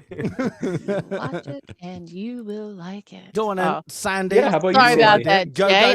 go. No, I'm glad we that talked worked about out that. perfect. Yeah, that was great. That way we so I do have an up and a down, and it's really just a calibration of two really, really good films.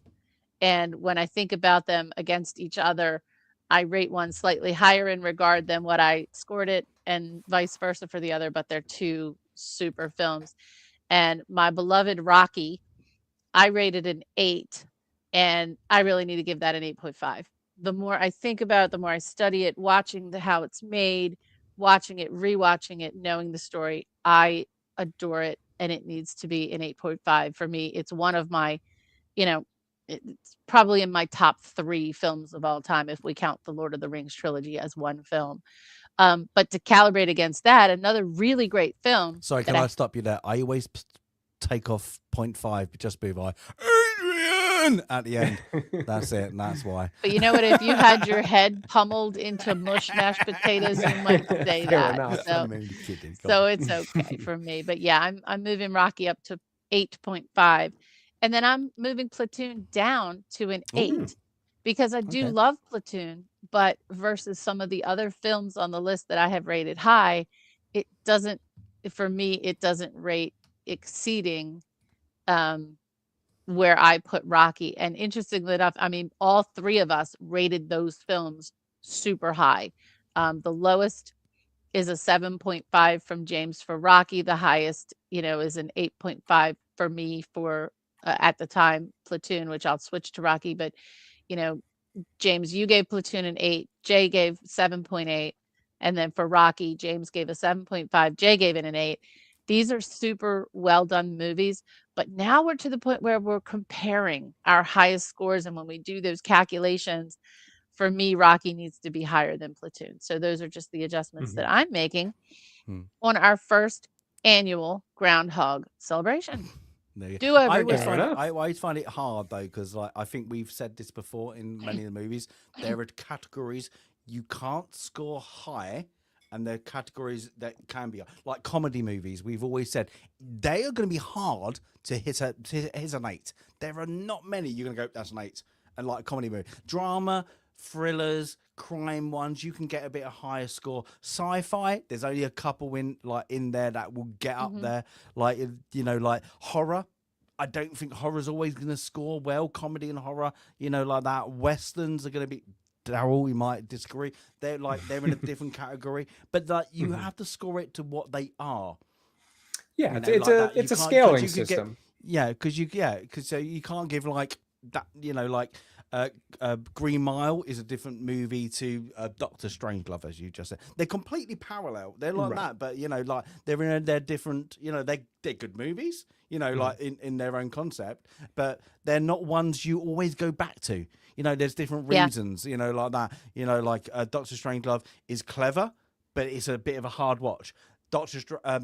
Green Mile is very good, well written, and it's hard to watch. It's draining. It's very hard to watch. So, but for the concept of the written movie. So I think there are different score parallels through the different genres.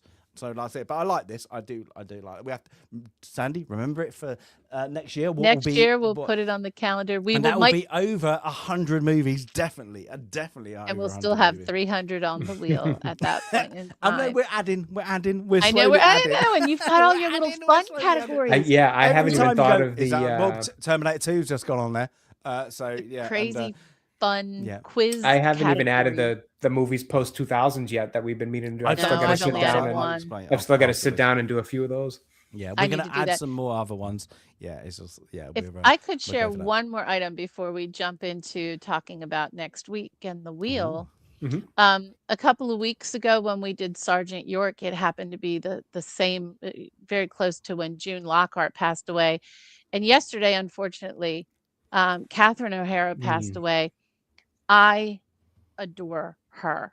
She, although we have not hit any of her films yet, I think hopefully if we don't have a Christopher Guest film on this list, I'm going to put one on there. Did we not have Beetlejuice on there? We might. I can't believe I didn't put or Beetlejuice Home on. Alone. I love Beetlejuice. So Catherine O'Hara grew up in the SCTV comedy troupe in the United States. We don't, we have SCTV, we had Saturday Night Live. We don't have, like in Britain, you have the Footlights. You have that deep, well-trained actor comedian that go on to do amazing things like Emma Thompson and Stephen Fry and Hugh Laurie, and you could Mitchell and Webb. You could just go on and on and on. But here, way back when, we had SCTV and SNL that gave us, well, next week we'll have Eddie Murphy, right, from SNL. Catherine O'Hara came from that crew of SCTV with John Candy and Eugene Levy and a batch of people who, we talked a few weeks ago. Oh, let's start with The Princess Bride. Rob Reiner making this film with Christopher Guest and a couple other kind of troupe actors that he had worked with. Moving on to Spinal Tap, Rob Reiner again, Christopher Guest, now Michael McKean, also from that comedy troupe. Others, bringing in others from those different, stage comedians. Then moving on from that, Christopher Guest started making a series of mockumentaries, starting with Waiting for Guffman, Best in Show, A Mighty Wind, For Your Consideration. These are considered like niche little films. You either love them or you hate them. I adore them. They're all made with love. They're all made with the same core group of actors. And Catherine O'Hara is like the foundation for most of those films. And she plays such different characters. The top right is her in Best in Show. A tremendous performance there. Over the top, silly, goofy, great performance. The one just to the left of that with her singing into a microphone was A Mighty Wind. And for me, that's my favorite performance of hers, where she's playing I want to say washed up, a past her time folk singer and with a group of folk acts who are making their one last performance as a reunion. And that film has songs that are silly, goofy songs that I still sing. And she sung a song with Eugene Levy called A Kiss at the End of the Rainbow. And it says, one of the lyrics is, when the veil of dreams has lifted and the fairy tales have all been told, there's a kiss at the end of the rainbow, more precious than a pot of gold. And it's a silly song, but it's so beautiful. All of those films were made with such heart and such love. And she was such a great part of it. She died at age 71 yesterday of a very serious congenital heart condition that she had her entire life.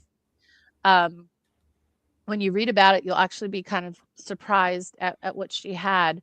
And we're just so blessed with all of her performances. Lance on Outcast Creative last night did a little impromptu stream about her, but I encourage anyone, if you've seen Beetlejuice, if you've seen Home Alone, and a few television shows that she's been on, check out all the Christopher Guest films. Waiting for Guffman, For Your Consideration, Best in Show. Her performances are standout. She's a comedian. I won't put her up there with Lucy and Carol and Betty, right? Lucille Ball, Carol Burnett, Betty White. Those are the holy trinity of female comedians. She's just below that. She can be funny just by being, just innately funny. And for me, I'm so sad. It was such a shock. First off, it's a shock to know that she was 71 years old, because she's still going, was still going. But just a shock and a real huge loss for us. No, well Jay, said. Well said. Had you seen had you or James seen any of those mockumentary films? I must say, No. I've been a bit naive. Like, I'm guessing from her film, I've just seen the ones that are out there, like the Beetlejuice and the Home Alone. Yeah. And that's it. And I've probably seen her like as the supporting cast right in the background, but I wouldn't really navigate to any of her movies, unfortunately. So it's one that I have to now, unfortunately, because she's passed, to dish out loads of it like that. But mine, it's just the classics, because she's a supporting role. Similarly, I haven't seen many of her other ones. I've kind of seen the big ones that were super nostalgic from my childhood. Your Home Alone movies, Beetlejuice, obviously Schitt's Creek. She was very obviously big in that, and she's really funny in that too, from the few seasons I have watched. Oh, her goofy outfits, oh my god, like god. she's very, very good at comedy. Again, it's just sad, her face is a face that's tied to the movies of my childhood. Very nostalgic, and it was great to see her reprise her role in Beetlejuice, the sequel that they just did just last year. So it's sad.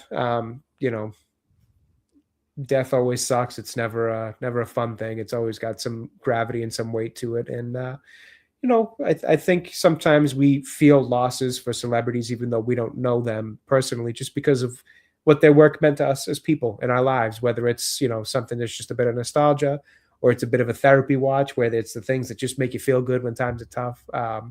We grow connections to that in the characters and the job that was done by these people, much like her, who turn in these performances. So, I think you said everything great there. She's a great talent that will be greatly missed. I highly recommend watching start with Waiting for Guffman. Yes, I want to watch some of those now. Why am I watching this? It's very weird. They're all weird. They're all in that style of this is Spinal Tap. So I would even say start with Spinal Tap. She's not in Spinal Tap, but it's that whole mockumentary. It's a mock documentary. I'm a fan of shows, like I'm a huge fan of The Office, Parks and Rec. So I like the mockumentary style. So I think it would be up. Oh yeah, so fair enough. Then you may not be your style. But I do enjoy mockumentary. I hate the British one, and I hate the American version. Really?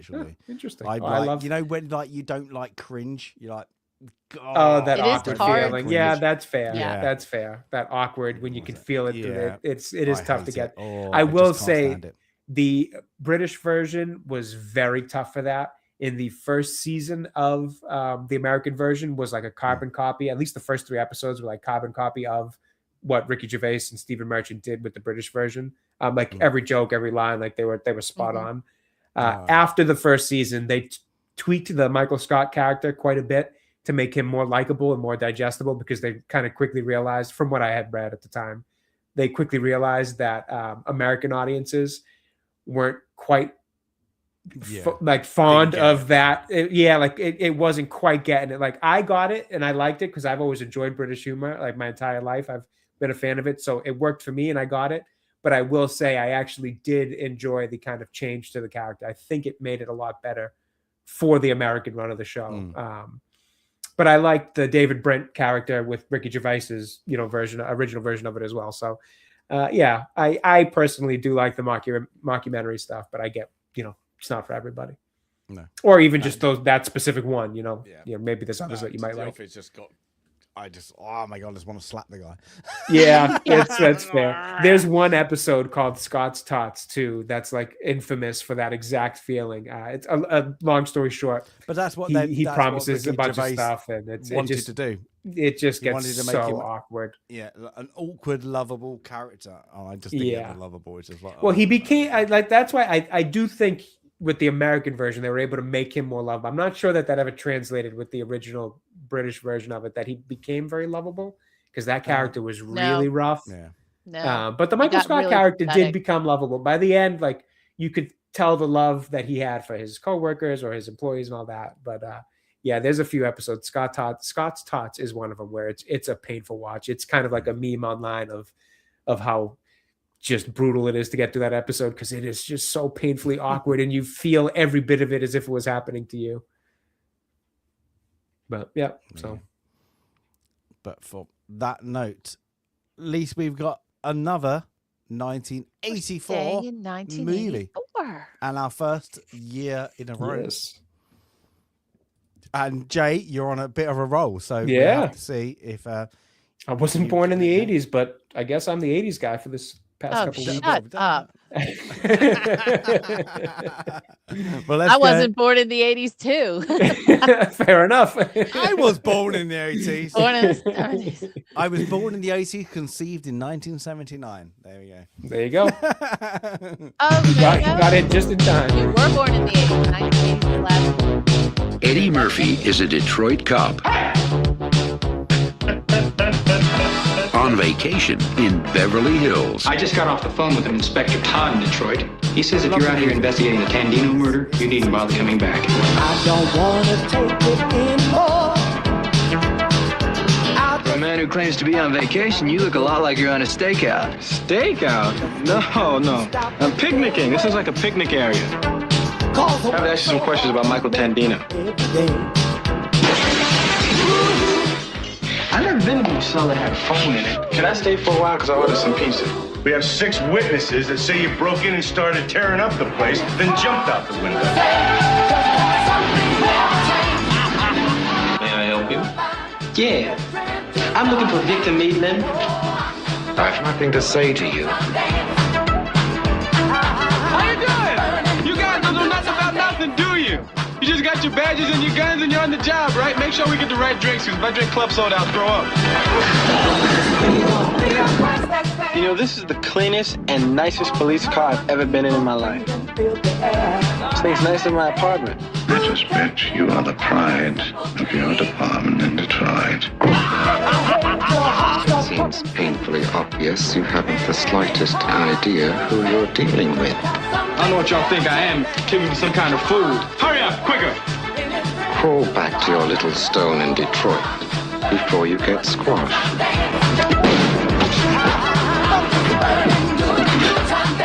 Don't move!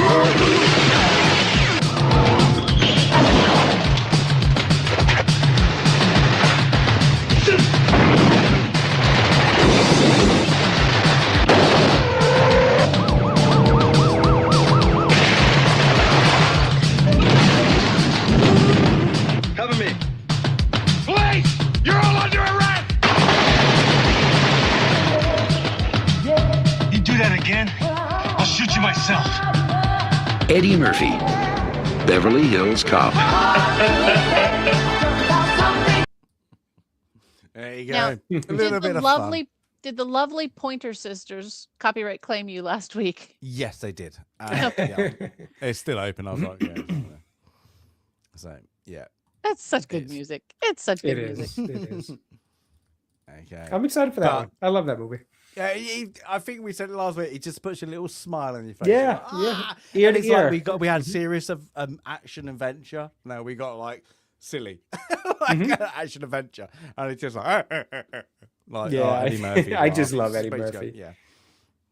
But do you think, before I click on it, do you think Daryl's gonna have his wish? I hope so. I really do.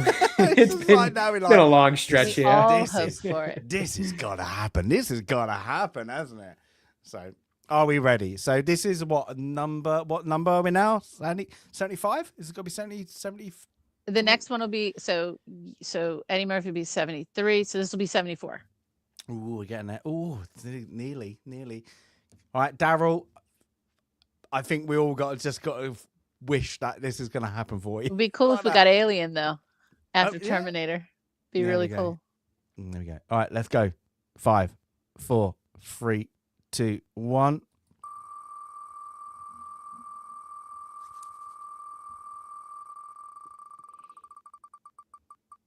Western.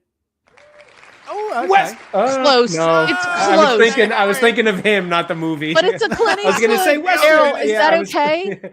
Okay. Daryl, is Dirty Harry okay? We're inching got closer Clint to the finish Eastwood. line, Daryl. We're My mind immediately just went to him in a Western, not thinking of Dirty Harry. Slowly getting Daryl, there. we need to hear Dirty from you. Harry's kind of like, Daryl, please check in Western with us. cowboy. Just Tell us if put this into is California. Oh, but that means the 70s have gone up a notch because we keep on getting loads of 70s movies. Yeah. Yep, we This haven't is heard our from Daryl. I'm a little second worried. Clint Eastwood. Yeah.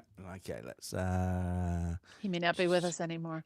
Or he may just be so pissed he's gone. It was Daryl. so close with the Clint Eastwood 1971. Gotta like the Close. Clint Eastwood and a big gun. That's cool. That's Yay, cool. All right, we'll take it, Daryl. Daryl. All We'll take right, it. All right. We're getting closer to a Western. Okay, let's get a good. Let's have a look at a good trailer. 2 seconds. God, I haven't It's watched our this in second Clint ages. Eastwood. Yeah. We had trouble with the curve.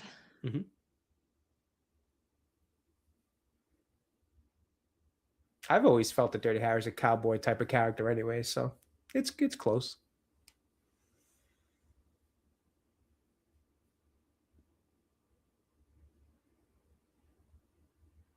I'm trying to find a good. I was gonna say, trailer are we awful. having technical difficulties here? No, just like there's some like, oh my god, that is really, really bad quality. Well, it was the 70s.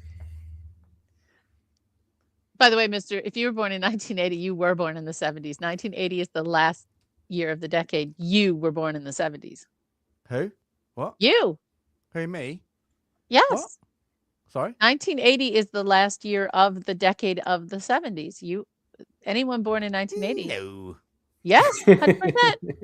I was born in February 1980. I won't tell you the exact date. So birthday next month. Anybody wants to? You were born in the 70s then. No, I was conceived in the 70s. Okay. The trailer's really long. The only one I can find is 3 minutes and 20. Goodness. There we go. All right, let's find. There we go. Okay, let me share this. There's not many official trailers like from the official source. What's weird? Let's go.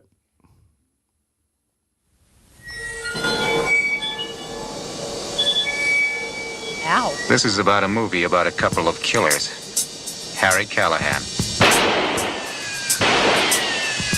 And a homicidal maniac.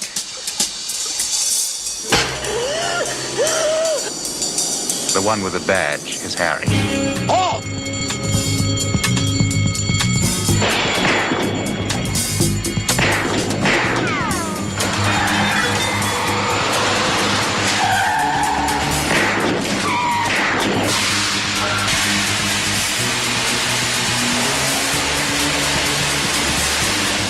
There were a lot of reasons they called him Dirty Harry. And he kept inventing new ones.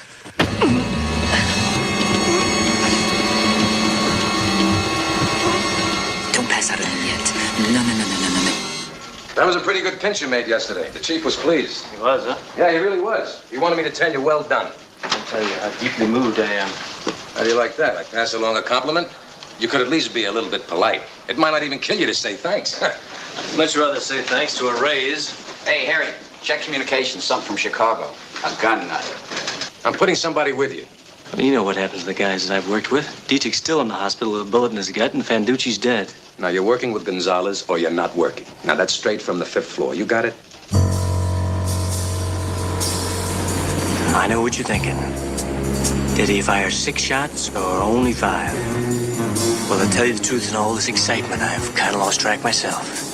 But being this is a 44 Magnum, the most powerful handgun in the world, and would blow your head clean off, you've got to ask yourself one question. Do I feel lucky? Well, do you, punk? Doesn't it drive your wife crazy? Nope. You mean she got used to it? No, she never did, really. Well, what then? She's dead. Oh, please forgive me. She was driving home late one night and the drunk crossed the center line. There's no reason for it, really. I'm so sorry. It's okay. Look, I want you to tell Chico that I understand, him quitting. I think he's right. This is no life for you two. Why do you stay in it then? I don't know. I really don't. Send Inspector Callahan in.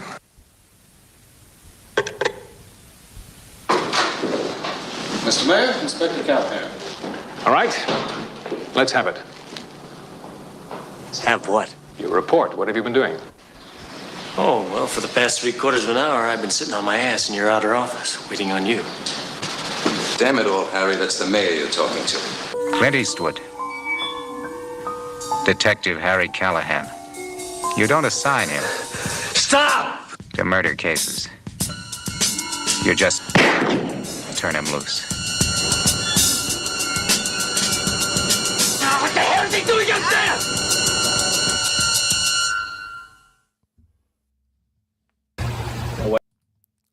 There we go. A weird trailer, isn't it? That was as 70s as our 80s Yeah. films have been 80s, Yeah. if you know what I mean. I mean, Yeah. every part of that was just so 70s. I the wouldn't narrator, know that movie from that trailer at all. It's like that. except for the quotes. Yeah. Except for the Except for, whole yeah, thing. punk, You yeah. got to ask yourself, do I feel lucky? Yeah. That's it. Who put this on? Was it you, Sandy? It might have been me. Let me Could have see. been me. It could have been me because I actually do like this one, but I think I might have seen it on there and didn't feel like obviously it was Dirty on there. So. Harry. Actually, no one claimed it. Oh, okay. Really? No one claimed There you it. go. But, We got a claim. The dog. but we all gave it a recommend. We all That's gave my it a dog saying it was him. couldn't It was his remember. movie. No, it's definitely one I think at least book. two of us It's would have put on. another Stasis, chase would you have movie. put this It's one on? another kind Oh, of we're going to have a chase. car count. We're going to have Yeah. 3 movies in a row with a car Yeah. count. They are kind of 3 movies in a row, kind of chase movies, really, if you actually think about it in that really simplistic way. So, yeah, there you go. How good is that? It's not based on a book. Okay, but it is inspired by the real life Zodiac killer case. Okay. So you got 3. When's the last? The Cruel Sea is the last book. We need to get this count up soon. You're gonna you're gonna have a couple. You're like, oh my god, I ain't got time. No, I'm reading. So I'm reading another one. What did I start? I'm always reading something. Let's see. No, because I'm trying to squeeze in some things that I needed to. Yeah, I did the Cruel Sea, and I read the play that look back in anger. That was just like it was that it was. Yeah, I'll have to. Oh, okay. I won't share what I'm reading. It's a writer's book. Go on, It's go on. You've got to share it's it the now. Common What are you Reader, reading? The Common Reader by Virginia Woolf. It's a, Okay. yeah, it's a Virginia Woolf. So yeah, I started that one. I've just got such a pile, such a pile to read. Jay, what are you reading? Not much. Not much. Not much. I read. The platypus goes to the beach today. There we go. Ooh, there you go. I'll have to put that one on my list. Let me know how it goes. It takes let you your 2 little minutes. one tell me how it goes. Yeah. He goes to the beach. He comes back, finds some things, and there you go. And he gets a little hermit crab. There he goes. There we go. It's quite a little story. Awesome. Yeah. And whilst you have a little toddler doing cartwheels whilst he's trying to listen, and then you like read this word, cartwheel. But this is called a cartwheel. This is called a cartwheel. This is what you call a roly-poly. I got the words terminology messed up, so that's what I've been told. You call a roly-poly, we call a somersault, right? That's just flipping over. on the Roly-poly ground. when you go over your head. Yeah, Do like a- somersault. yeah. Don't know why. No, Don't know. but you A roll. roly-poly makes more sense. No, somersault is because you do a full handstand and then you do a somersault. Roly poly is when you tuck yourself in and do a roll. Yeah, that's what we call somersault. Oh, then yeah, Americans. But roly poly makes messing more up the sense. English language, people. I know. Roly poly sounds better. Jay, as we're going to go on for what you did later, are you watching the Royal Rumble later? I think it's happening now. They're over. I believe they're in Saudi Arabia for this one, if I'm correct. So my time, I think I've either missed it because somebody was actually just texting me some of the results of the earlier matches. Okay. So I think the women's Rumble already happened, and I'm pretty sure another big match or two already happened. So you don't mix the women's and the men's now, like in the Royal Rumble. No, they don't make. They do two separate ones. Oh, do they? Yeah, they'll usually start with the women's Royal Rumble to open the show, some other matches, and then they'll close out with. It's got to be like Royal what, Rumble. 7 o'clock, 8 o'clock your time, then the main event. I'm guessing so soon. Like yeah, I'm gonna tune in to see if I've missed it or if there's still some. It's of on the Rumble Netflix now, isn't it? You can get it for free. So I believe internationally it is. Here in the US, they cut a deal with ESPN. So if you want to watch their stuff, you have to get the ESPN app, which is like $30 a month, which is ridiculous. Nobody watches it unless and they're it's owned free by in the Disney. Yeah, so they made it. It used to be on the Peacock NBC streaming service, which was a lot cheaper, which was like $5 a month or $10 a month, whatever it was. But the ESPN one, from what I understand, is about $30 a month because it comes with all the other stuff ESPN has to offer. Which, if you're a wrestling fan, you're probably not too interested in the rest of what ESPN has to offer. So it's a little it's a bit of a frustrating new deal. Wrestling's got was the late 90s to 2000s. They did pay-per-view in the UK, and now they don't. So like you look at the characters they used to have. Now they just don't do it anymore, do they? Just don't have that pizzazz. Yeah, it's very it's weird because like it's bigger than it's ever been in terms of like the global scale, but it's almost like it's not as popular as it was in that 90s era because they had Stone Cold, they had The Rock, they had The Undertaker. Like there's good wrestlers and good gimmicks and characters and things going on in the WWE. Don't get me wrong, but it's not the same. That's just somebody who's a fan of both eras, because sometimes you'll get people who are like, oh, it's all crap. It's not as good as the era that I liked when I was watching it. There's still good stuff there. Just, I don't know. It even, like I said, as somebody who likes both eras, it's just lacking something that era had. And a lot of people will say attitude, which was it was. I think, like, what's the T's, was it T or T's, CZ or CZW or something? I can't remember what it's called. Like the cheaper version of like. Oh, WCW? Yeah, that's it. They just like, it's not so glamorous. And like WWE, looks a bit too glamorous. It's just it's definitely come a ways in terms of the whole production and all that. It's like even The Rock. The Rock intro is the shittest intro. It's like he's but he was the character. Yeah, well, that's the thing, is like they don't have those guys top anymore. Yeah, to the point where like when those guys come back, you kind of hear the biggest, what they call a crowd pop. You kind of hear the biggest pop when you hear Stone Cold's music pop at WrestleMania, and he's just coming down to ride a quad around the ring and then promote, something or give the attendance count for Wrestle. That was his most recent appearance. I think he came out to just give like the attendance count for the show, whatever it is. And the crowd went nuts sure when his music disagrees hit. or agrees with you, because we can hear. Yeah, he's downstairs potentially wrestling right now himself. Right? He sounds like he's having some fun. Do. No, but it's like that when you heard the Undertaker. Dum. Yeah, it's just you got that like well. A lot of people complain that the music back in the is days, awful. Music like Bradley Rodgers Piper, they all had like, oh god, now it's just it's a bit corny. It's all like I always say it's like a bit to promote the song as well. They like it's sometimes like that. So a lot of people complain now that the songs in the entrances have lost that character that they used to have that went along with the character of the person.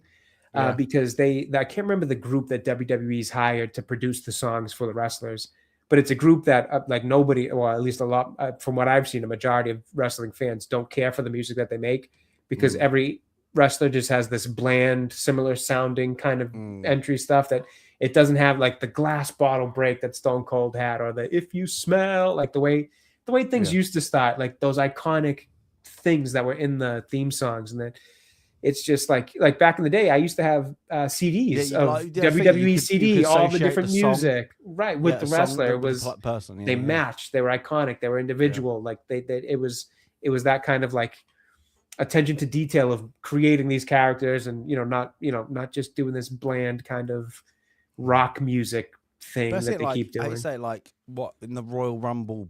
I guess it sounded not back in the day, but like not that long ago.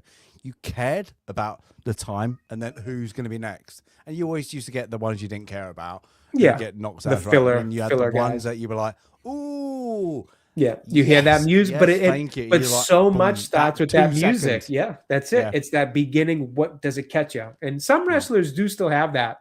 Some have been able to kind of work within the rules to kind of get their own music or do their own kind of more signature style music. But for the most part, especially a lot of the up and coming new wrestlers, they try to get out of the developmental and into the big league, so to speak. They kind of just get given like, all right, this is your song, this is your music. And it's this bland, like, meh, there's nothing to it. Sadly, yeah, it's different. You're a wrestling fan? I was. You mentioned Rowdy Roddy. I was a Rowdy Roddy fan way back in the 80s, the heyday of the Hulkamania and all that kind of cool stuff. Because we had the Baltimore Arena was, and I learned this from watching that documentary about Andre the Giant, about how wrestling had these regional hubs, right? And they all kind of came together into the WWE. Baltimore was one of those. And once, every other month, there was a big wrestling event in Baltimore. It would be, get national coverage. And I went to one. It was wild. It was so much fun as a kid. And I got to see the Iron Sheik and Rowdy Roddy. And I don't think Hulk Hogan, Rocky Johnson, like Dwayne The Rock Johnson's dad. Yep. And a couple of others. So yeah, it was one of those, you knew the silliness of it, and it was on TV on a Saturday, and it was in the arena once a month. So yeah, not lost. I don't even know who Stone Cold is. I lost all interest after that era, Yeah, fair enough. I must say, like, good wrestling movie. I think Jay's seen it, like the Iron Claw. Real good. It's a haunting story, but really good. You start reading about the real life story. You're like, oh, it's worse than the movie. It's like that's what blows your mind. Is like, damn, the real story is even worse. That they left out one whole brother who had a whole another tragic story and ending, unfortunately. Wow. It's a good movie. I think Zac Efron really gets a chance to show his range as an actor in it. This guy's actually very really good. tough story. Very depressing. It's there's no up. You leave that one a little haunted by it. Like, wow, man, life is just. But I like it. I would watch it again. It's just like, it's one. I will eventually. It's one of those ones. It's almost got like that Requiem for a Dream kind of after effect, where you're like, damn, that was such a depressing story. Good movie. I'll get back to it, but I don't know that I want to go on that emotional ride too soon again. But I'll definitely watch it again. Jay, you have you've been busy. You did a really great video on Pow World. Oh yes, thank you. That video is doing really well. I like Pow World, and I haven't played it in a while. I'll have to dip back into it and see what's changed since I recommend it. They've really, well, first of all, thank you. I appreciate the kind words in the video. It did really well for me, kind of out of nowhere. And it was one that I was totally I kind of mentioned it a couple of weeks ago at the end of one of our streams here, saying like, I think I might make it. I don't know. I haven't made my mind up on it yet. And then sure enough, I made it and it did really well. So I was happy about that. But in terms of the game, I recommend checking it out again because they've really filled it out. It's especially if you haven't played since its launch, which I can't believe is 2 years ago. I still remember doing a video on that review. So I can't believe it's been 2 years. But they've really filled it out over the last 2 years. There's a lot more to it. It feels like a full game, not just an early access. Oh, thank you for that. It doesn't feel just early access anymore, and it's actually moving to full release later this year. So, plus they've got a big year. They're doing full release. They've got the game Animal Crossing.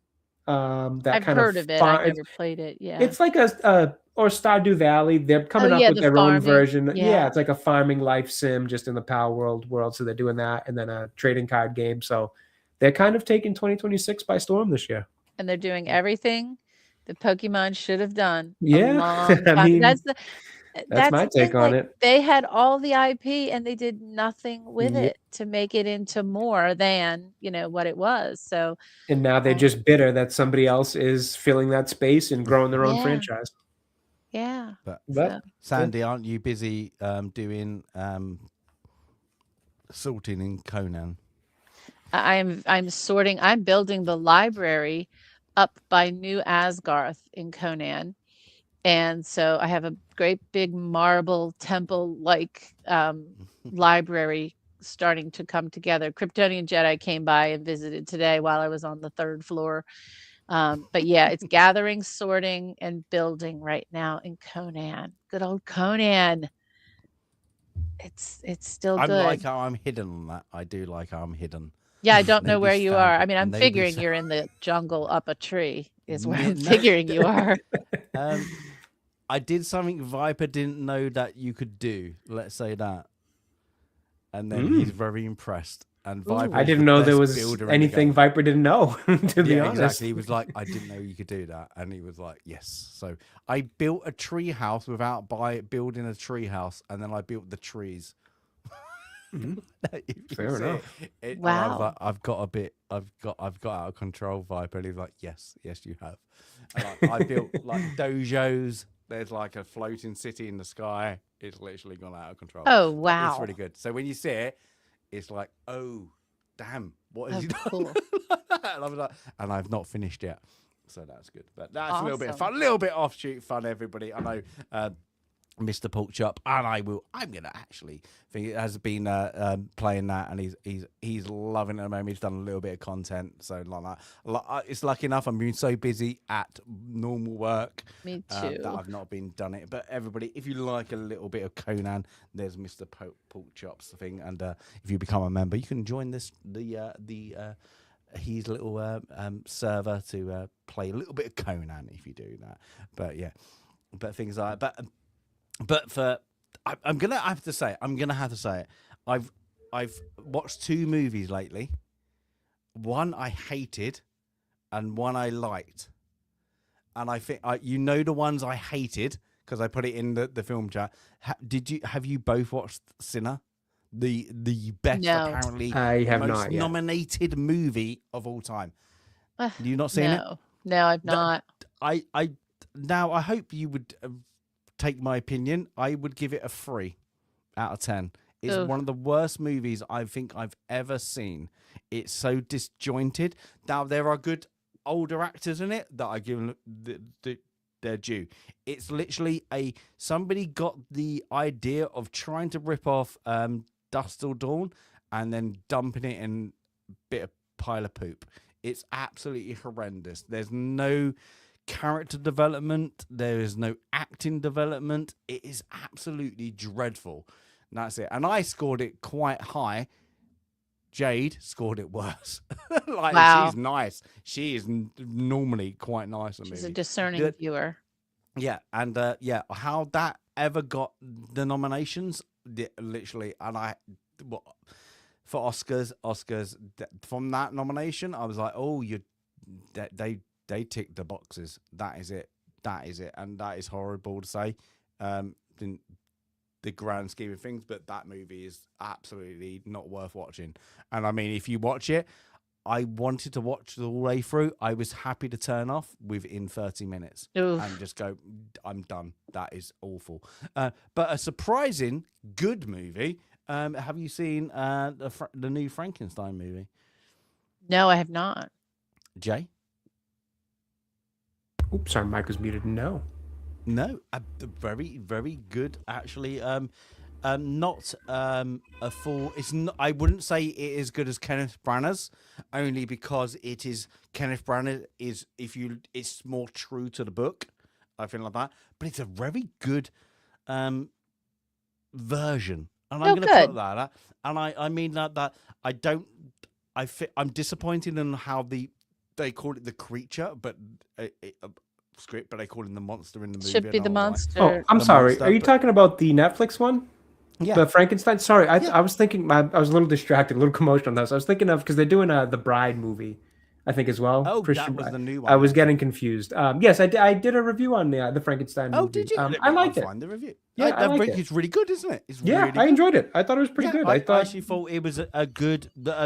It's not the book, and I liked it how they did it in 2 chapters. I think it was really good. I thought it was really the well 2 shot. perspectives. Yeah, Yeah, it's like you can tell it's who's the director? Guillermo del Toro. Yeah, you can.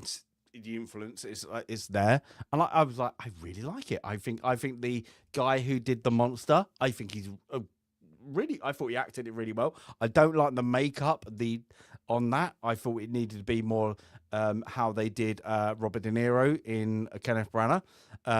Just give it a bit more tone. They I don't think they did, but otherwise from that, I was fixated. I was like, this is really, really good. Oh, good. I enjoyed it. I would say I really enjoyed it. I was like, this is not what I expected. It's not Mary Shelley, but it's close enough, and it's a different version to make me go, huh, I actually like that.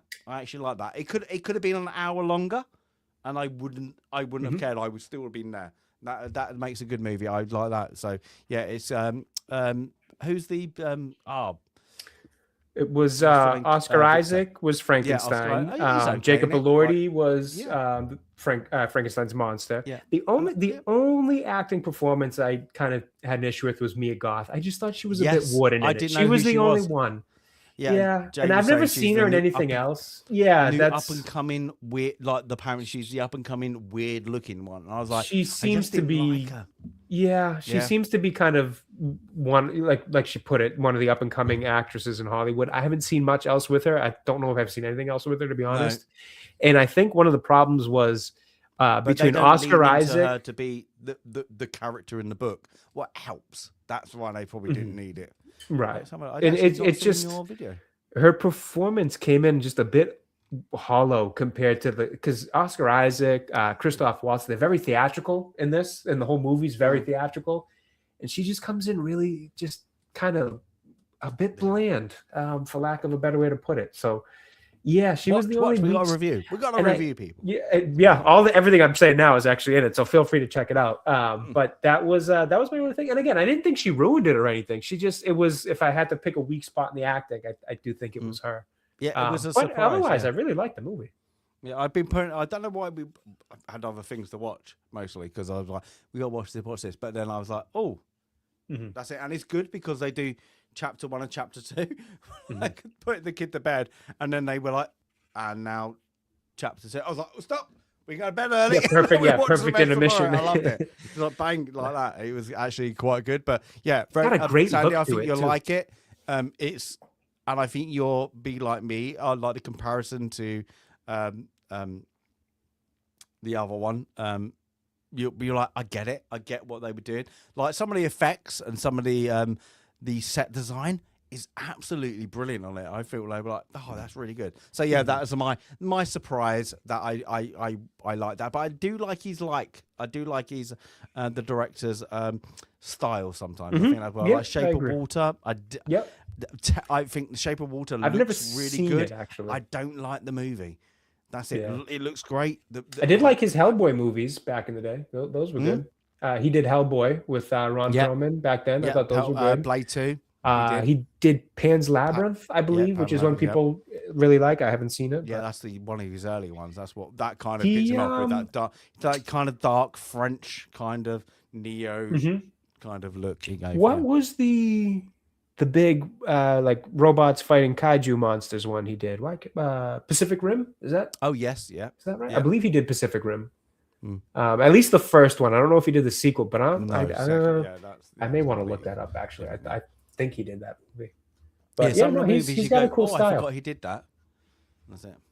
He's got and that style shows in this one. I thought visually between the costumes, the landscapes, the way the colors pop, it's really, really nice looking film. Yeah, I say like it's some of the set design, like with the I'm guessing it was filmed in France or Spain, like just with the architecture of some build, but how he got like Gothic, he kept doing the petals. I was like, that's quite cool, like that, and they're like, the opening. What is the end of the book? is like really good. I thought like with the flames and the sparkles off the monster, I thought that was like really, really, very, very well done. So yeah, I was surprised. So recommend that. Don't watch Sinners. Don't watch Sinners. I wouldn't even if you're. I like watching the Oscar ones. I used to like watch the yeah. I fell out of that habit now myself. There's 7. There's like 7 or 8 now. It's like ridiculous. It's like now, like I'm like, every time. And like, I'm like no. 5 or 6 of them usually don't look that interesting to me anymore. So like, this I used to try to do so- all of them so too. bad. Yeah, that's it. Yeah, Sandy, life is too. I will probably still try Sinners just to see, because it's a lot of hype. And the other one was Weapons, that movie that came out a few months back. Weapons was one that people were raving about. So those 2 have been on my list all year, or at least since they've been out this year. And I just actually haven't don't gotten know. I around to remember you them. saying like you weren't interested from the Sinner trailer. The Yeah, one I saw, I just was nothing. Like, huh. I was like, oh, that could be interesting. Yeah, And fair then enough. I was like, oh, I was disappointed because it was on. I was like, this is one I want to watch, and then it came on our TV and like for free. And I was like, oh, let's watch it. And I was just like, this is terrible. And it was just Interesting. like when you're watching a movie, like, oh my, what are they doing? This is absolutely. Where's the storyline? That's it. It's gone. It's bizarre. It's bad. So yeah, it's not a great one. But yeah, a Ross on that, I don't really know. So. Yeah, we'll see. I do like Michael B. Jordan. I think he's a good actor. I can't remember the rest of the cast that's in it, honestly.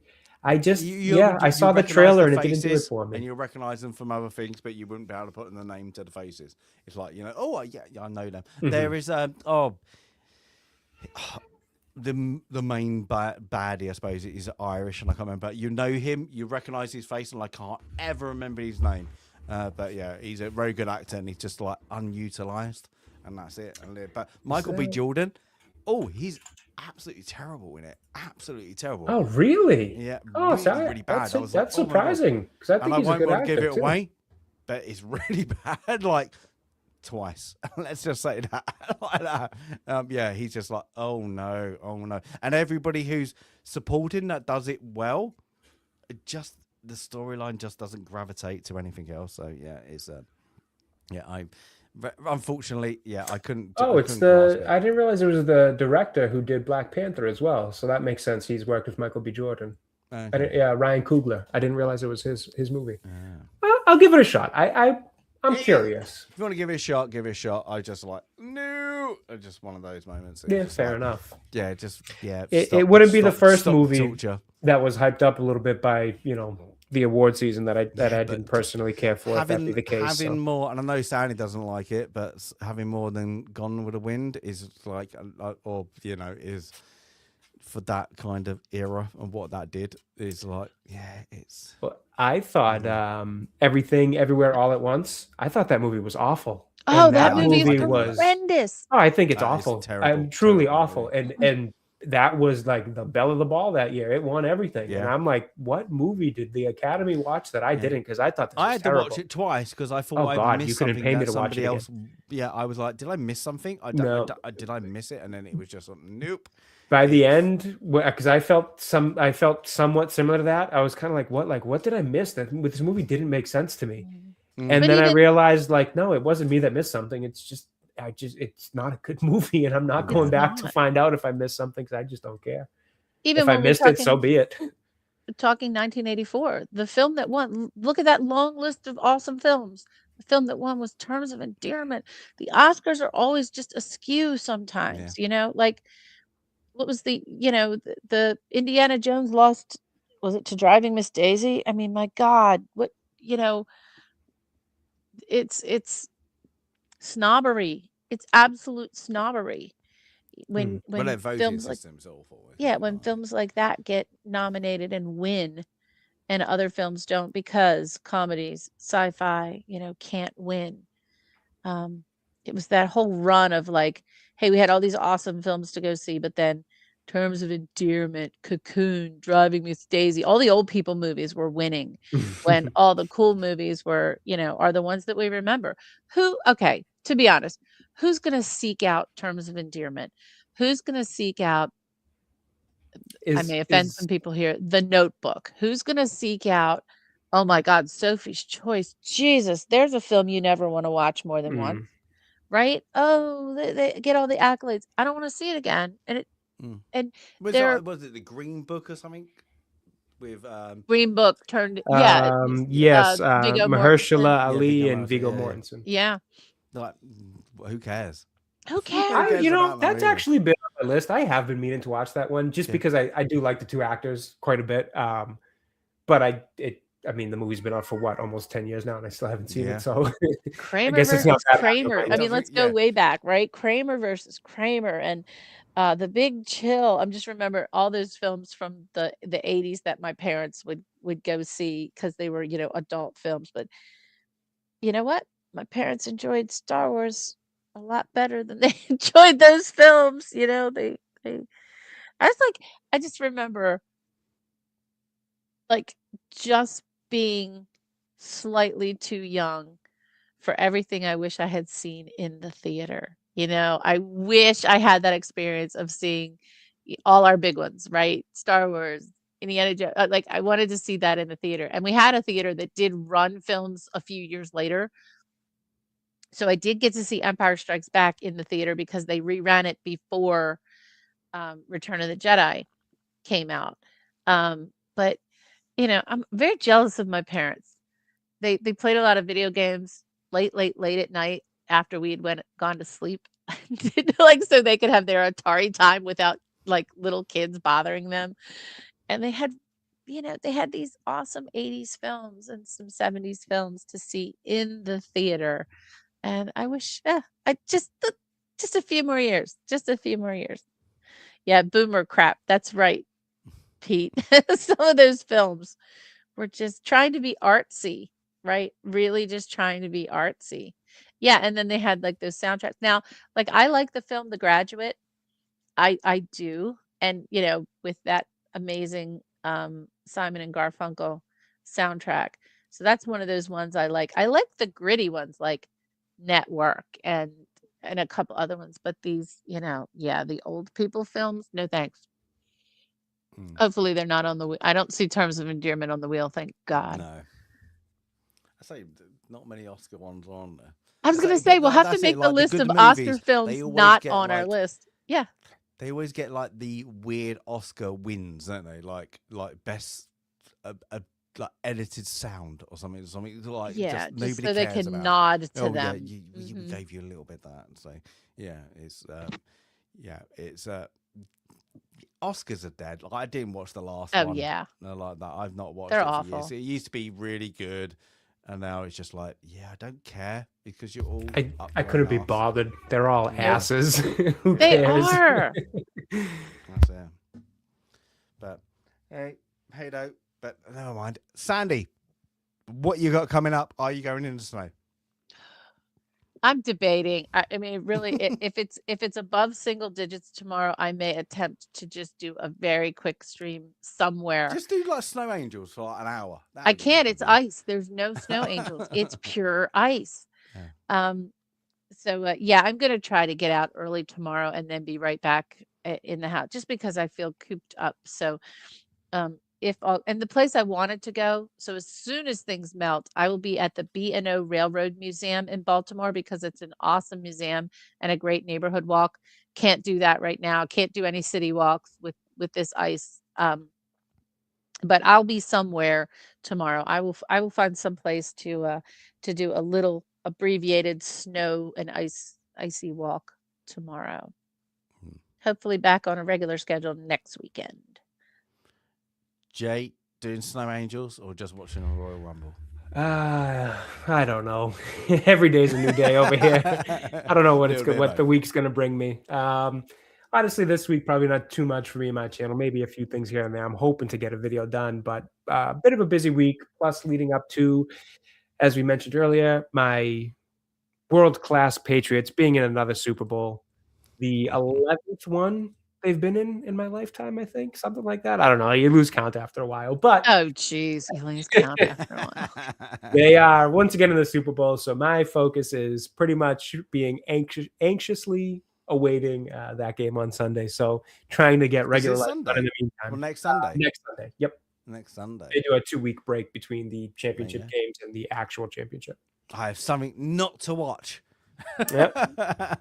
I've never watched the Super Bowl. I've never have. Really? Not even once? Never Huh? watched it. No, I've Yeah, fair tried, enough. and the adverts just kill me. And I'm like, no, I'm bored now. No, That's funny because that's actually the one time where the ads are not bad. They're actually somewhat I watch entertaining for to the watch. ads. I want a Yeah. break. I don't care about ads. I want to watch the game. No, fair enough. Purist, though. Yeah, that's it. I do say that's one thing.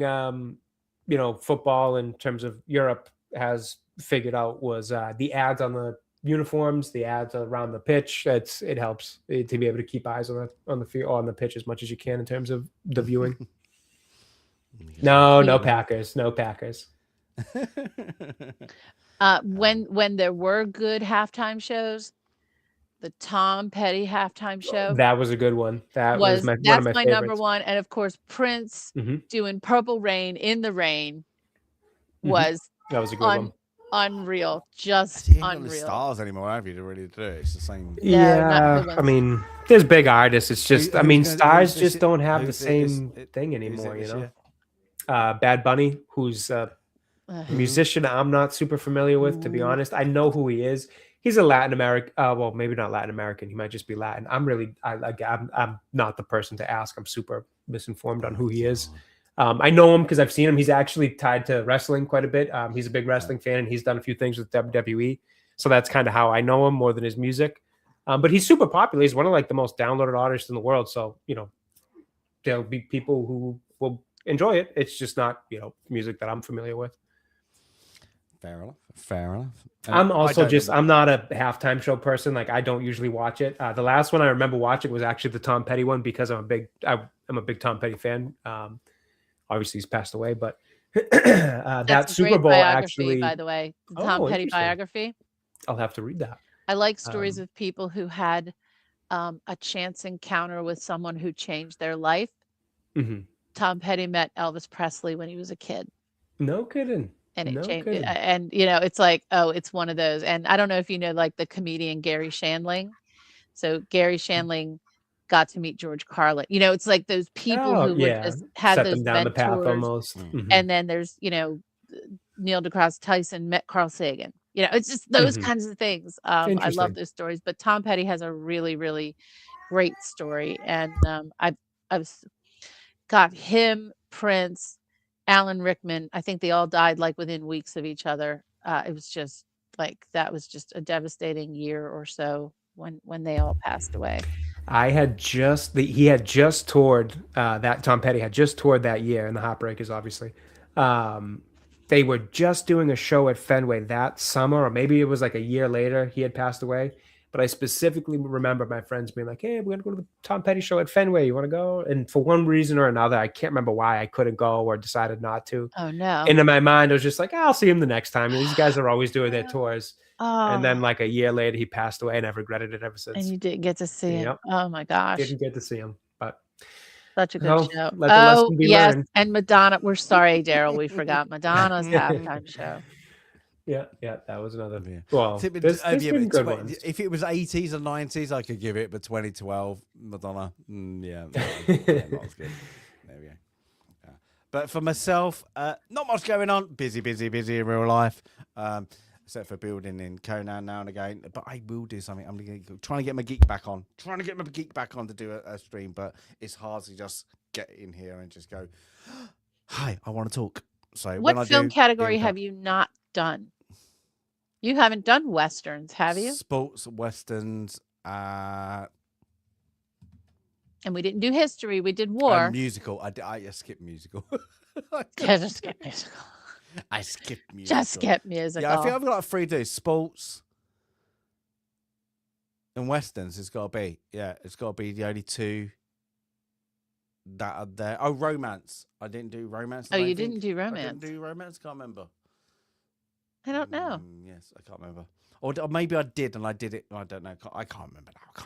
Well, I looked to up look your back. sci-fi while we were talking, and you did have Terminator, Predator, and Alien on your sci-fi There you list. You had a really good sci-fi list. That was a good list.